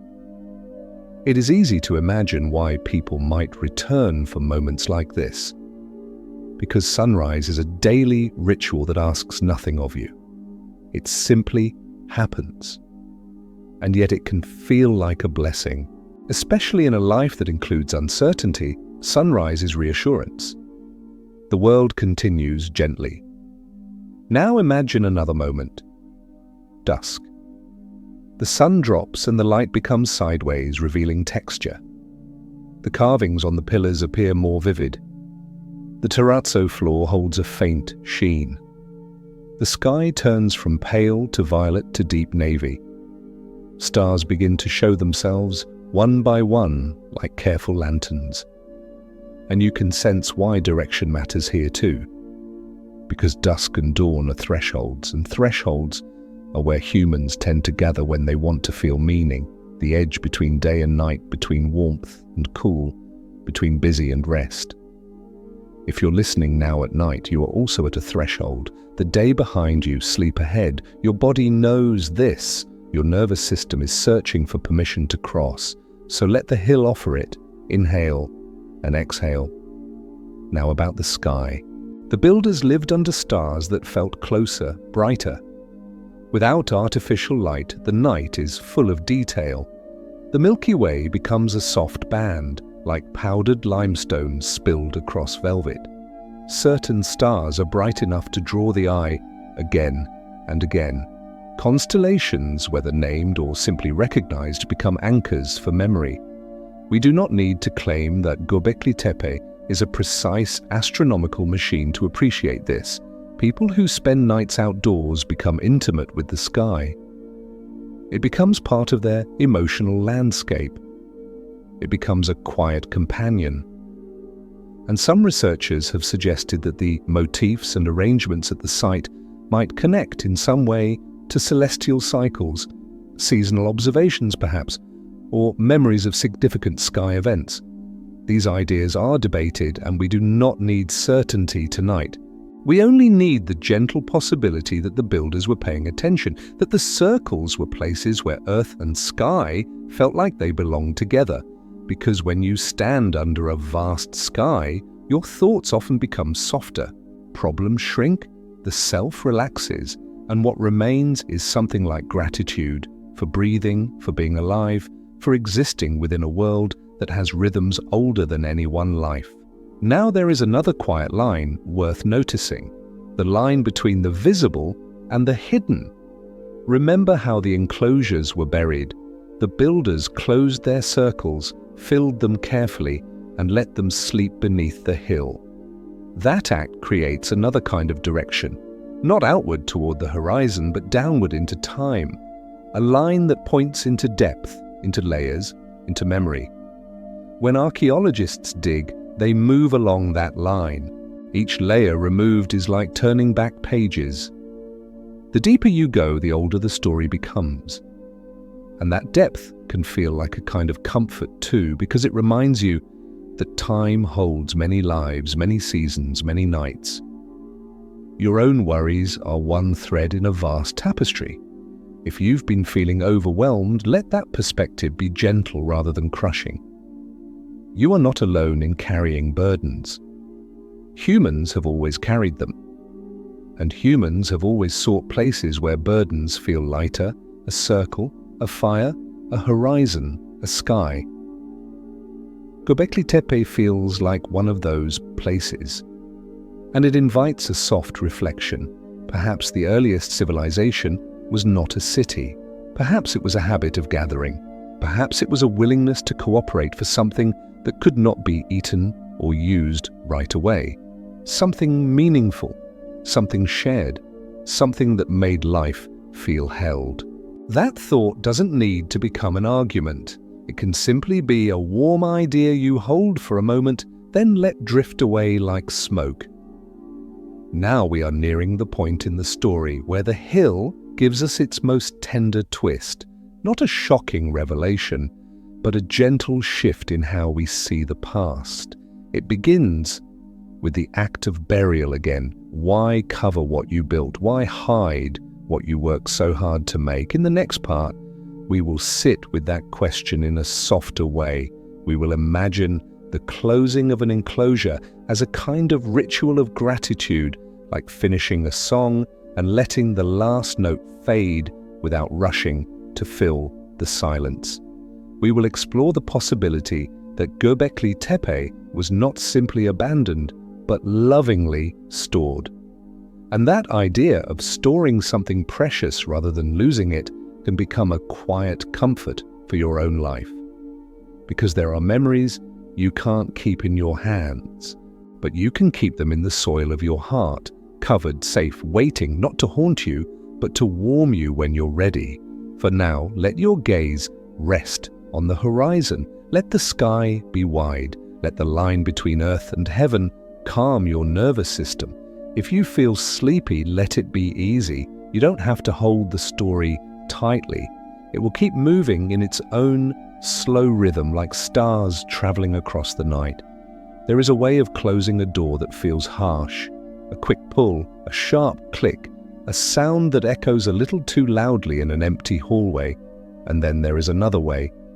A hand on the knob, a slow swing, the soft hush of wood meeting frame, and a final touch as you make sure it rests in place. Not slammed, not forced, simply closed. Göbekli Tepe, for all its stone and age, seems to carry that second kind of ending. Because one of the quietest mysteries of the hill is not how the circles were built, but how they were put away. At some point long after the floors were smoothed and the pillars were raised, people began to fill the enclosures, not with the messy scatter of a hurried departure, but with earth and stone placed in layers, fragments, flint, broken rock, soil that looks unusually clean in places, as if someone cared about what they were using to cover the work. It feels less like abandonment and more like storage. If you've ever wrapped a fragile dish in paper before placing it in a box, you understand the mood. You don't wrap something because it is worthless. You wrap it because it matters. Tonight, let's step into that act gently, as if we're watching it happen in slow motion. The ridge is quiet. The air is cool and dry. Wind moves over grass with the same patient rhythm it always has. And the circle, one of those limestone rooms under the open sky, stands ready, familiar, still. A few people arrive with baskets. Others carry stones in their arms. No one is rushing. Their steps are steady, measured, as if the pace itself is part of the meaning. In the center of the enclosure, the tall, paired pillars stand like companions. Their faceless forms catch the last light of day. The carved animals along the ring, fox, boar, bird, snake, appear and fade as shadows shift. The floor beneath them is cool and smooth, the kind of surface you make only when you intend a place to be used. Someone pauses, a hand rests on the limestone. Maybe they whisper something, maybe they do not. Not every farewell needs words. Then the work begins. A first basket tips and soil slides down in a soft pour. A stone is placed gently at the base of a pillar, not thrown, just set down. Another basket. Another layer. The sound is small, a muted rustle, a dull tap, a quiet scrape, like the sound of sheets being smoothed in a dark bedroom. The enclosure begins to change. Not destroyed, not erased, but softened. Edges blur as earth rises. The lower parts of the pillars disappear behind a growing slope of fill. The floor, so carefully finished, receives its covering like a blanket. If you let yourself feel it, there is something tender here. An understanding that what was made can be honored by being protected. An understanding that visibility is not the same as value. In the modern world, we are often taught to display everything: achievements, memories, opinions. Even our rest can feel like something we must show, explain, justify. But the hill suggests another kind of wisdom. Some things become safer when they are allowed to be quiet. Some things stay whole when they are not constantly handled. Some meanings deepen when they are covered and left alone. Perhaps the builders were saying, in their own silent way, this is complete. Perhaps they were marking the end of a cycle, a season of gathering, a season of carving, a season of returning, and now a season of closure. Imagine a final night before the fill reaches the tops of the pillars. A fire burns low, not bright, more like coals breathing. People sit on the stone benches along the wall, shoulders relaxed, voices minimal. The air smells faintly of ash and herbs. Above, the sky is wide and full of stars, and the darkness feels safe because the circle has held them many times before. Someone looks up at the two central pillars.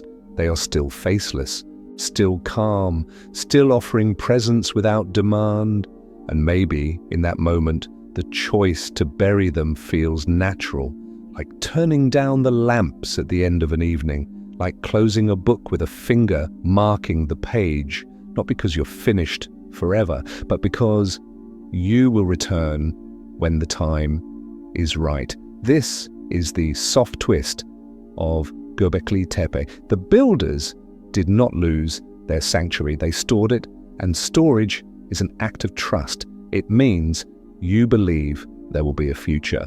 It means you believe that someone, someday, might need what you are preserving. It means you believe time can be a caretaker, not only a thief.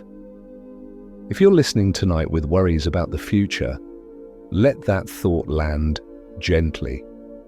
You don't have to solve everything right now. You can store some things safely and return later. You can cover certain questions with quiet earth and let them rest until you have more strength. There is a line in the way the fill was placed that feels almost like an old lullaby, layer and layer and layer. A repetition that calms the mind. And as the enclosure fills, the sound inside changes too. The open chamber becomes smaller.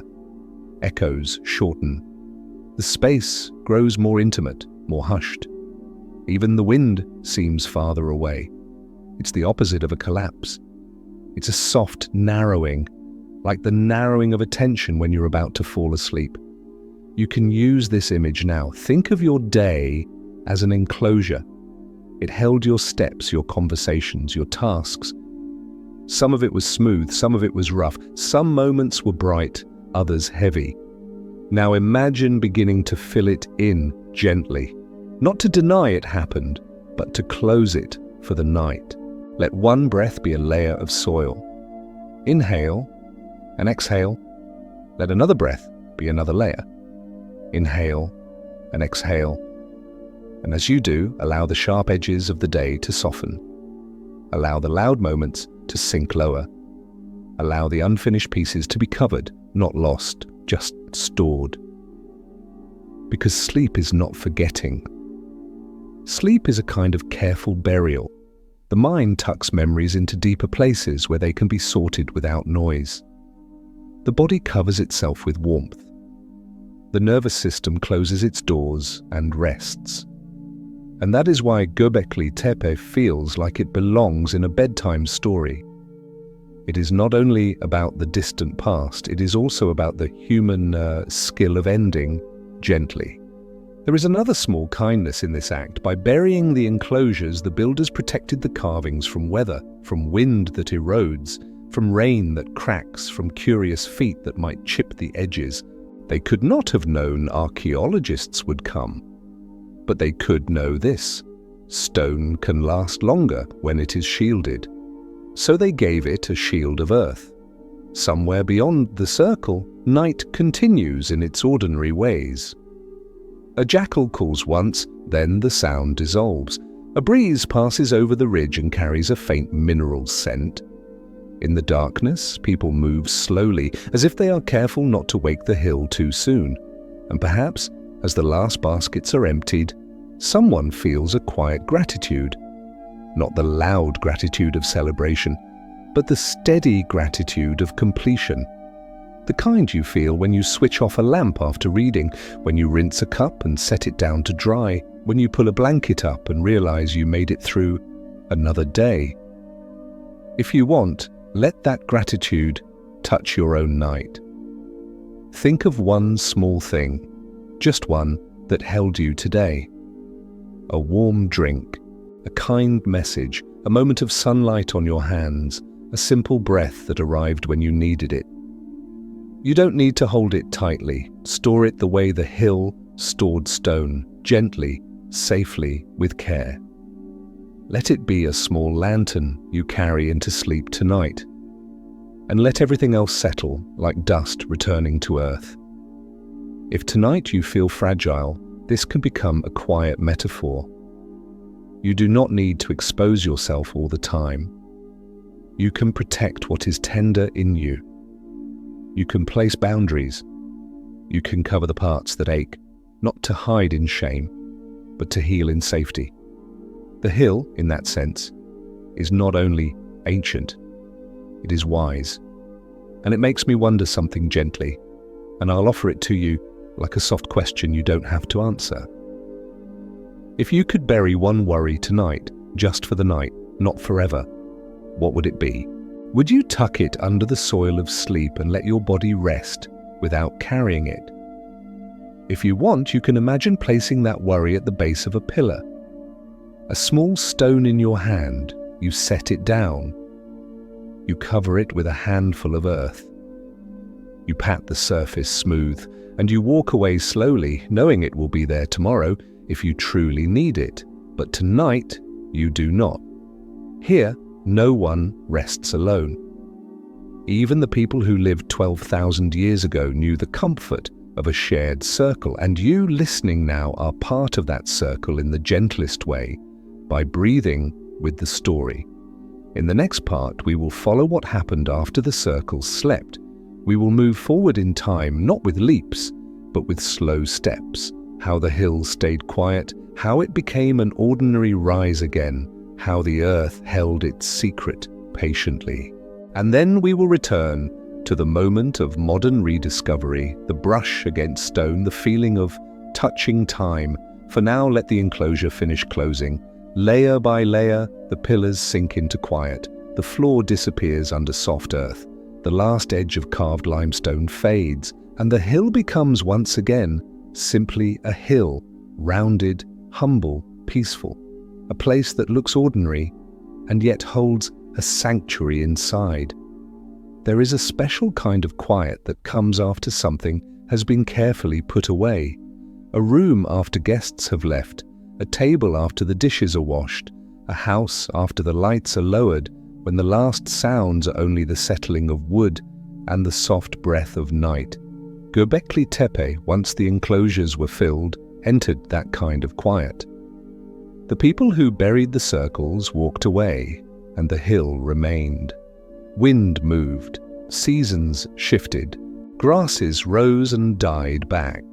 Small animals dug shallow burrows, rain came and went. The limestone under the soil held its shape, but above it, the surface returned to the ordinary language of landscape: dust, scrub, stones scattered like any other ridge. If you stood on that hill a few centuries later, you might not have guessed what slept beneath your feet. And that too can be soothing, because it means the world can hold great meaning without advertising it. It means something precious can exist quietly without needing recognition. As years turned into centuries, then into thousands of years, the hill became part of the background of life.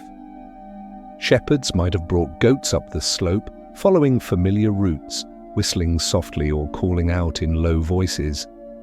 Their animals would have nibbled at tough grasses and shrubs, hooves clicking gently against stone. A child might have chased a lizard across the rocks. Someone might have sat on a warm patch of limestone at noon, eating a simple meal and looking out over the plains. Above them, the sky would have changed in subtle ways. Stars that had once risen in certain positions slowly drifted so slowly that no single lifetime noticed, but enough that over millennia the heavens rearranged their familiar patterns. The sun kept rising, the moon kept returning. The rains kept coming in their seasons, and the hill, rounded, pale, quiet, continued to wait, not in tension, not in suspense, just in patience. This is one of the gentlest lessons of deep time. The earth does not panic, the earth does not hurry, and beneath its surface it can keep a secret for as long as it needs to. If you've ever felt like your own mind keeps secrets, memories you don't talk about, feelings you cover, so you can keep moving, let this be a kinder way of seeing that. Sometimes covering is not denial, sometimes it is preservation. Sometimes it is the mind's way of saying, not yet, let this rest until we're safe. The hill did that for thousands of years. And during those thousands of years, the human world kept changing above it. People began to settle more. Villages grew, farming spread, pottery became common, languages shifted, kingdoms rose and dissolved, empires came and went like long waves, roads appeared, new religions spread, old ones transformed. Wars happened in some places, quiet evenings in others, children were born, elders died, songs were sung and forgotten. The world became the world we know, layer by layer. And through it all, Göbekli Tepe stayed still. Not dead, just sleeping. If you let your imagination widen, it can feel new, almost miraculous. A message from the earliest edges of settled human life, waiting under a hill while everything above it changed. But we don't need to call it miraculous. We can call it what it is, the patience of Earth. Now let's move forward to a more recent time, still gentle, still unhurried. In the 20th century, as archaeology grew into a more organized discipline, researchers began to survey regions like this one more carefully. They walked the hills, looked at surface stones, noted flint tools, traced ancient settlement sites. They carried clipboards, maps, notebooks. They were listening, in their own way, to the land's quiet stories. At Göbekli Tepe, surface finds did exist, stone fragments, flint, signs that people had passed through long ago. A survey in the 1960s recorded the site and described it as a kind of mound with scattered stones, perhaps associated with a later cemetery. It was recognized as a place of human activity, but its deeper secret remained covered. And that is understandable, because from the surface the hill did not shout, it whispered. Only someone trained to hear whispers could recognize what it might be. Then came 1994 again. Klaus Schmidt, returning to the region with a sharper eye and a quieter patience, climbed the hill and saw something different. The scattered stones did not look like ordinary ruins. The shapes suggested carved pillars, not random fragments. The ground felt like it had been shaped by deliberate filling, not only by natural accumulation. And this is where the story returns to that first moment of reunion. A brush, soil falling away in fine grains, a cool edge of limestone revealed. It is worth lingering here because modern life often teaches us to rush past reunions, to treat rediscovery as a headline, a quick thrill, and then move on. But the real feeling of this moment is gentler. Imagine being Schmidt for a moment, standing on the ridge with the sun warm on your back, wind lifting dust in small spirals. You kneel down, you touch the stone. It is cool, it is firm. The line is too straight to be natural. Your heart does not race with fear, it steadies with recognition because you realize you are touching someone else's careful intention. It's like finding an old handwritten letter in a drawer you haven't opened in years. You don't gasp, you soften, you feel time fold, and perhaps you feel something else too, humility. Because the past is bigger than any theory.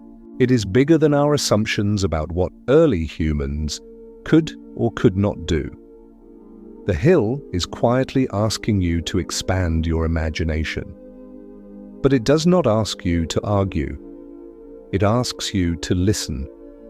So Schmidt listened. And he began the long, careful work of waking what the earth had protected.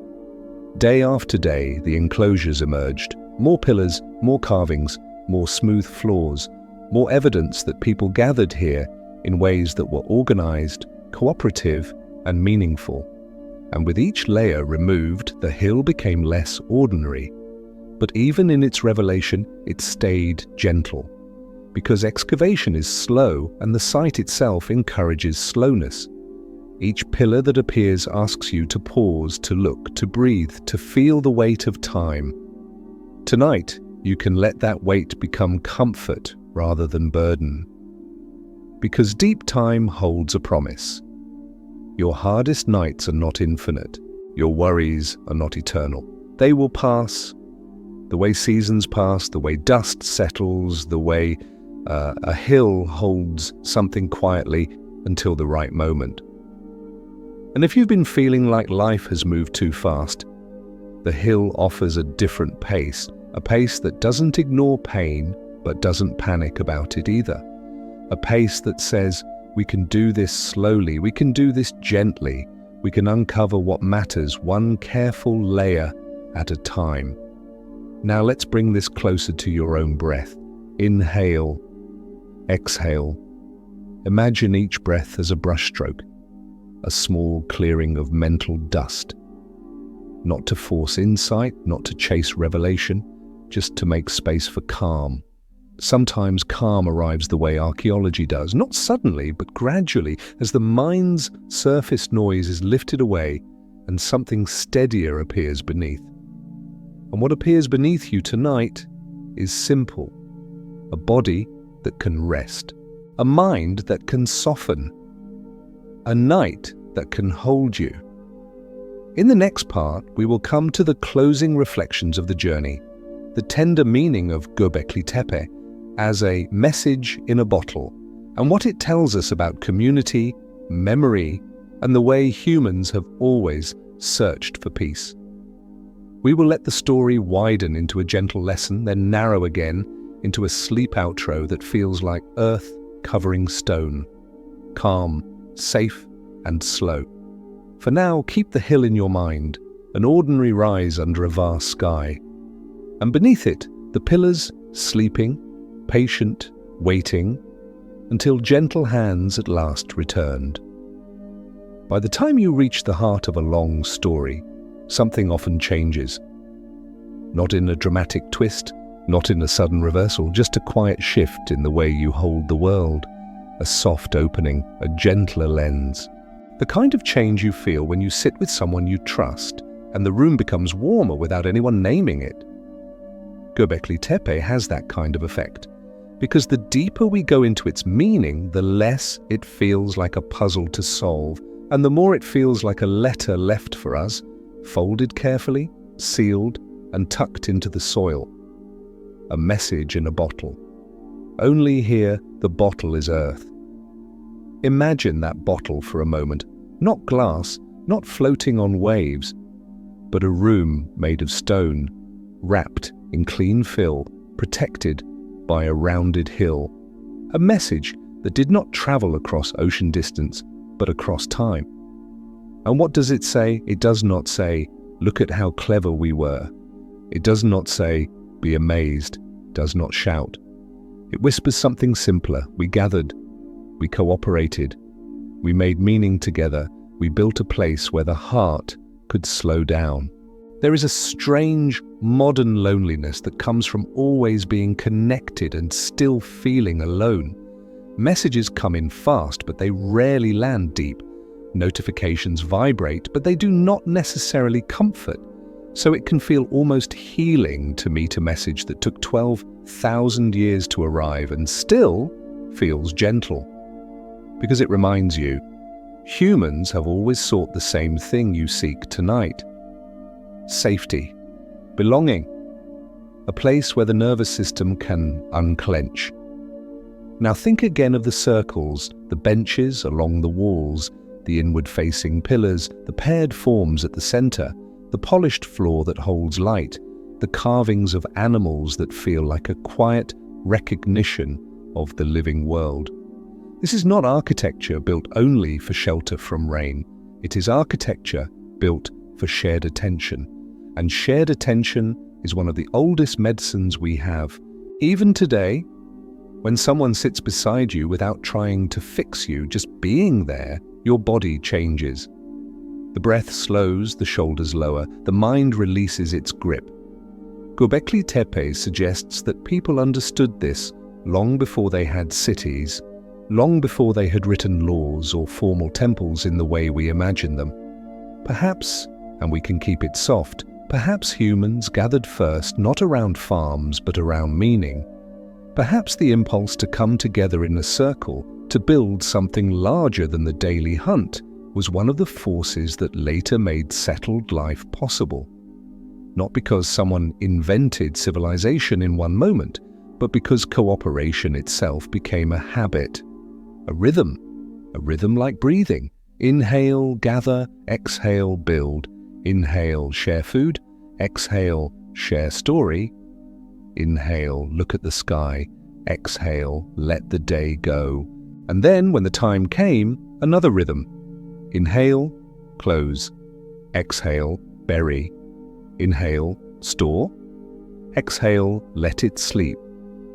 That rhythm of gathering and releasing might be one of the deepest human truths, because every life is a series of circles. We begin days, we end them, we begin relationships, we let some go, we build habits, we bury old selves, we keep what matters, we release what we cannot carry.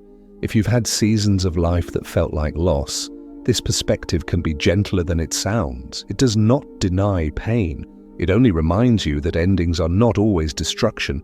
Sometimes they are closure, sometimes they are preservation, sometimes they are the mind's way of saying, let this become part of your foundation. Think of the way the hill stored its sanctuary. The builders did not leave their work to be torn apart by weather.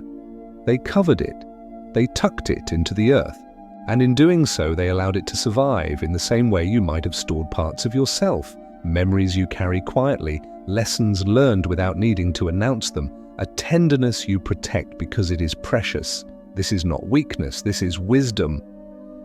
Now there is another gentle thought we can carry, the idea of humility. Göbekli Tepe is humbling, not because it breaks history in a sensational way, but because it reminds us how easily we underestimate the past. We often imagine early humans as simple. Yet the hill says they were capable of patience. They were capable of coordinated effort. They were capable of beauty. They were capable of making a place that feels, even now, like an invitation to calm. And that has a quiet consequence for your own life. If humans could do that then, without modern tools, without modern comfort, then you too can do quiet, meaningful things even in difficult seasons. You can build small sanctuaries. You can create a corner of peace in your day. You can make a ritual of breath, of tea, of evening light. You can cooperate with yourself rather than fighting yourself. Sometimes the most healing shift is to stop treating your mind as an enemy and start treating it as an ancient landscape that deserves patience. Let your thoughts be weather. Let them pass. Let the ground beneath remain. Now, I want to offer you the interactive question again, but softer, like it's spoken near a fire that is already low.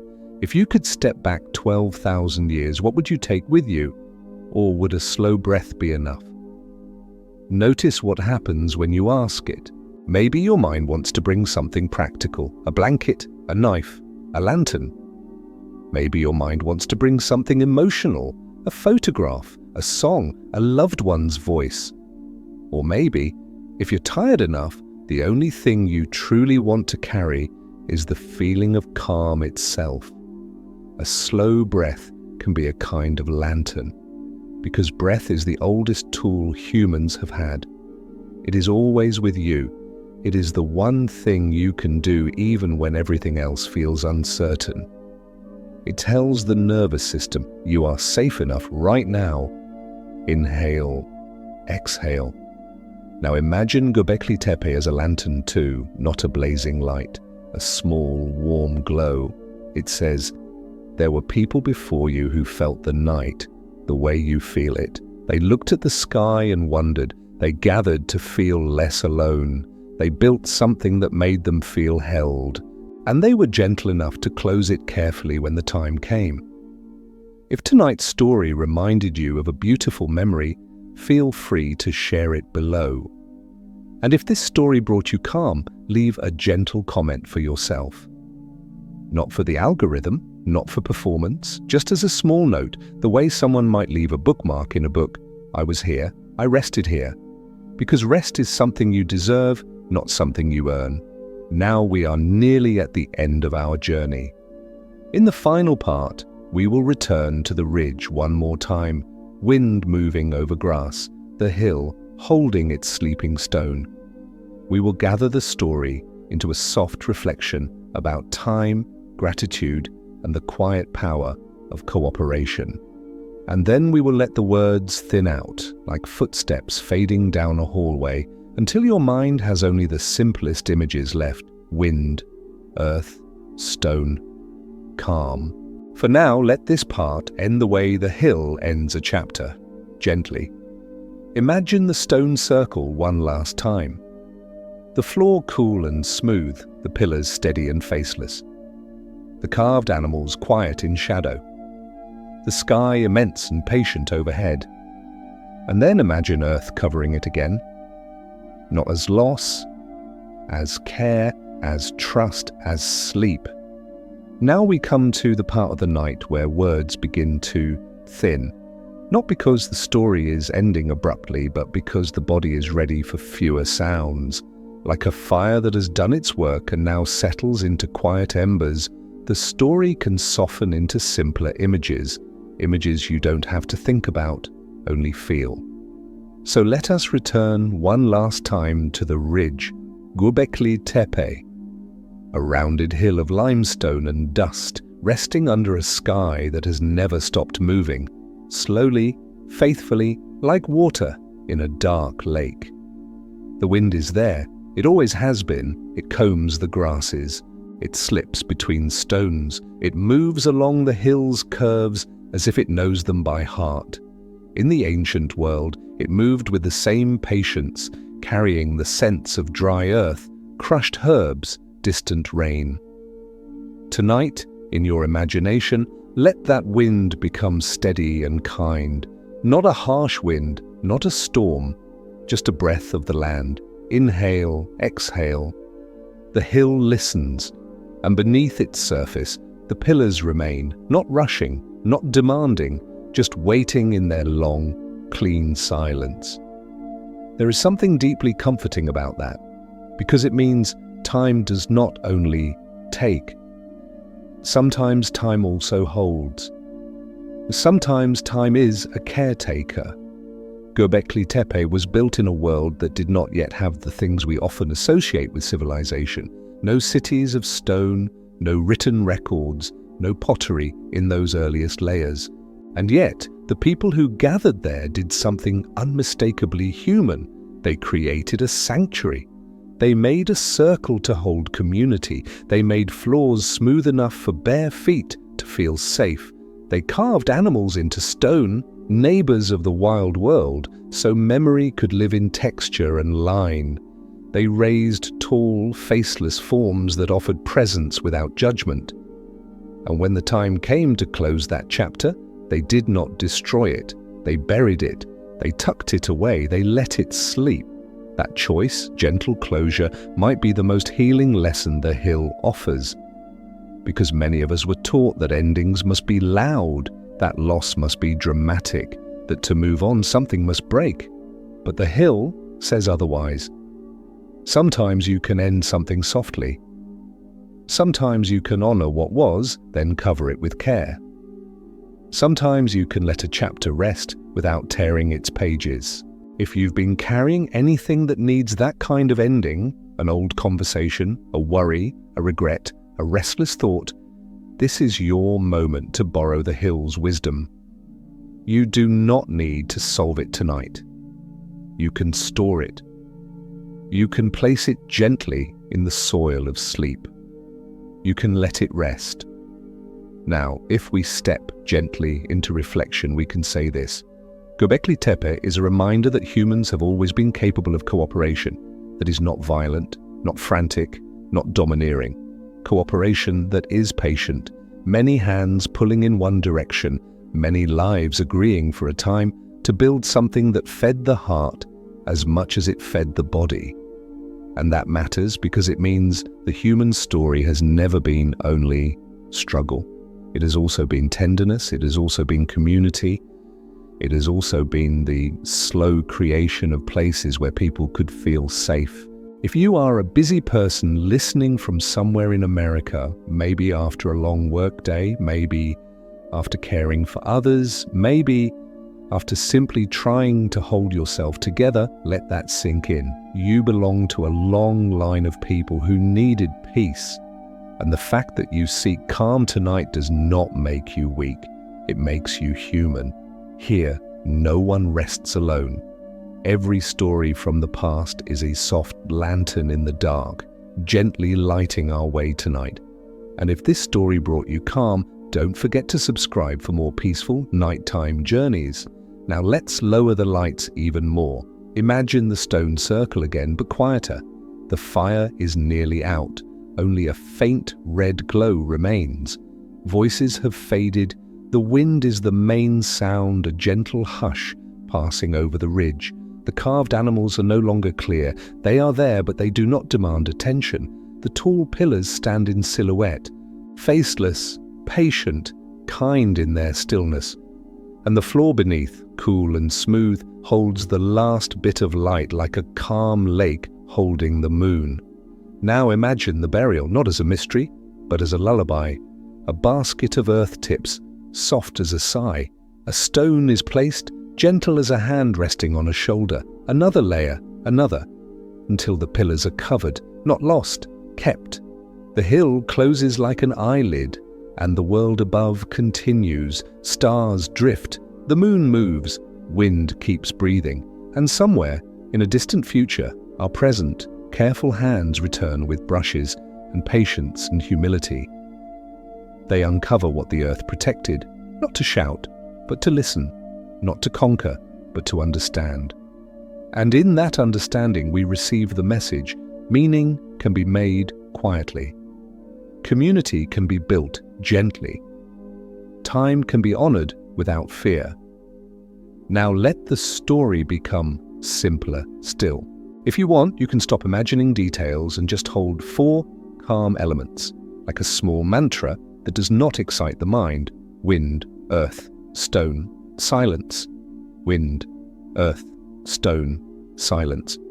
Let each word be a slow step downward. Wind, the breath moving in and out. Earth, the feeling of being supported. Stone, the steadiness you can trust. silence, the space where sleep begins. If any thought tries to rise, you can greet it kindly, then let it pass like a cloud crossing the moon. You don't have to chase it. You don't have to fight it. You only have to keep returning to the steadiness beneath you. Inhale, exhale. Now, one last gentle invitation. If tonight's story reminded you of a beautiful memory, feel free to share it below. When you're ready, when you're awake again, when it feels natural. And if this story brought you calm, leave a gentle comment for yourself. A small note in the margins of your life. I rested. Because rest is a quiet kind of bravery. Now let the hill fade, let the ridge become darker, let the pillars sleep, let the words become fewer, wind, earth, stone. And then only breath, slow, warm, even. In this quiet moment, you don't need to understand everything. You don't need to hold the past tightly. You only need to be here, safe, supported, and allowed to drift. Our story pauses here. Every visual and word you've experienced was assisted by AI, yet guided and perfected by sincere human emotion. We hope this harmony of history and technology has crafted a beautiful dream for you tonight. Let go and drift deep into sleep. Good night.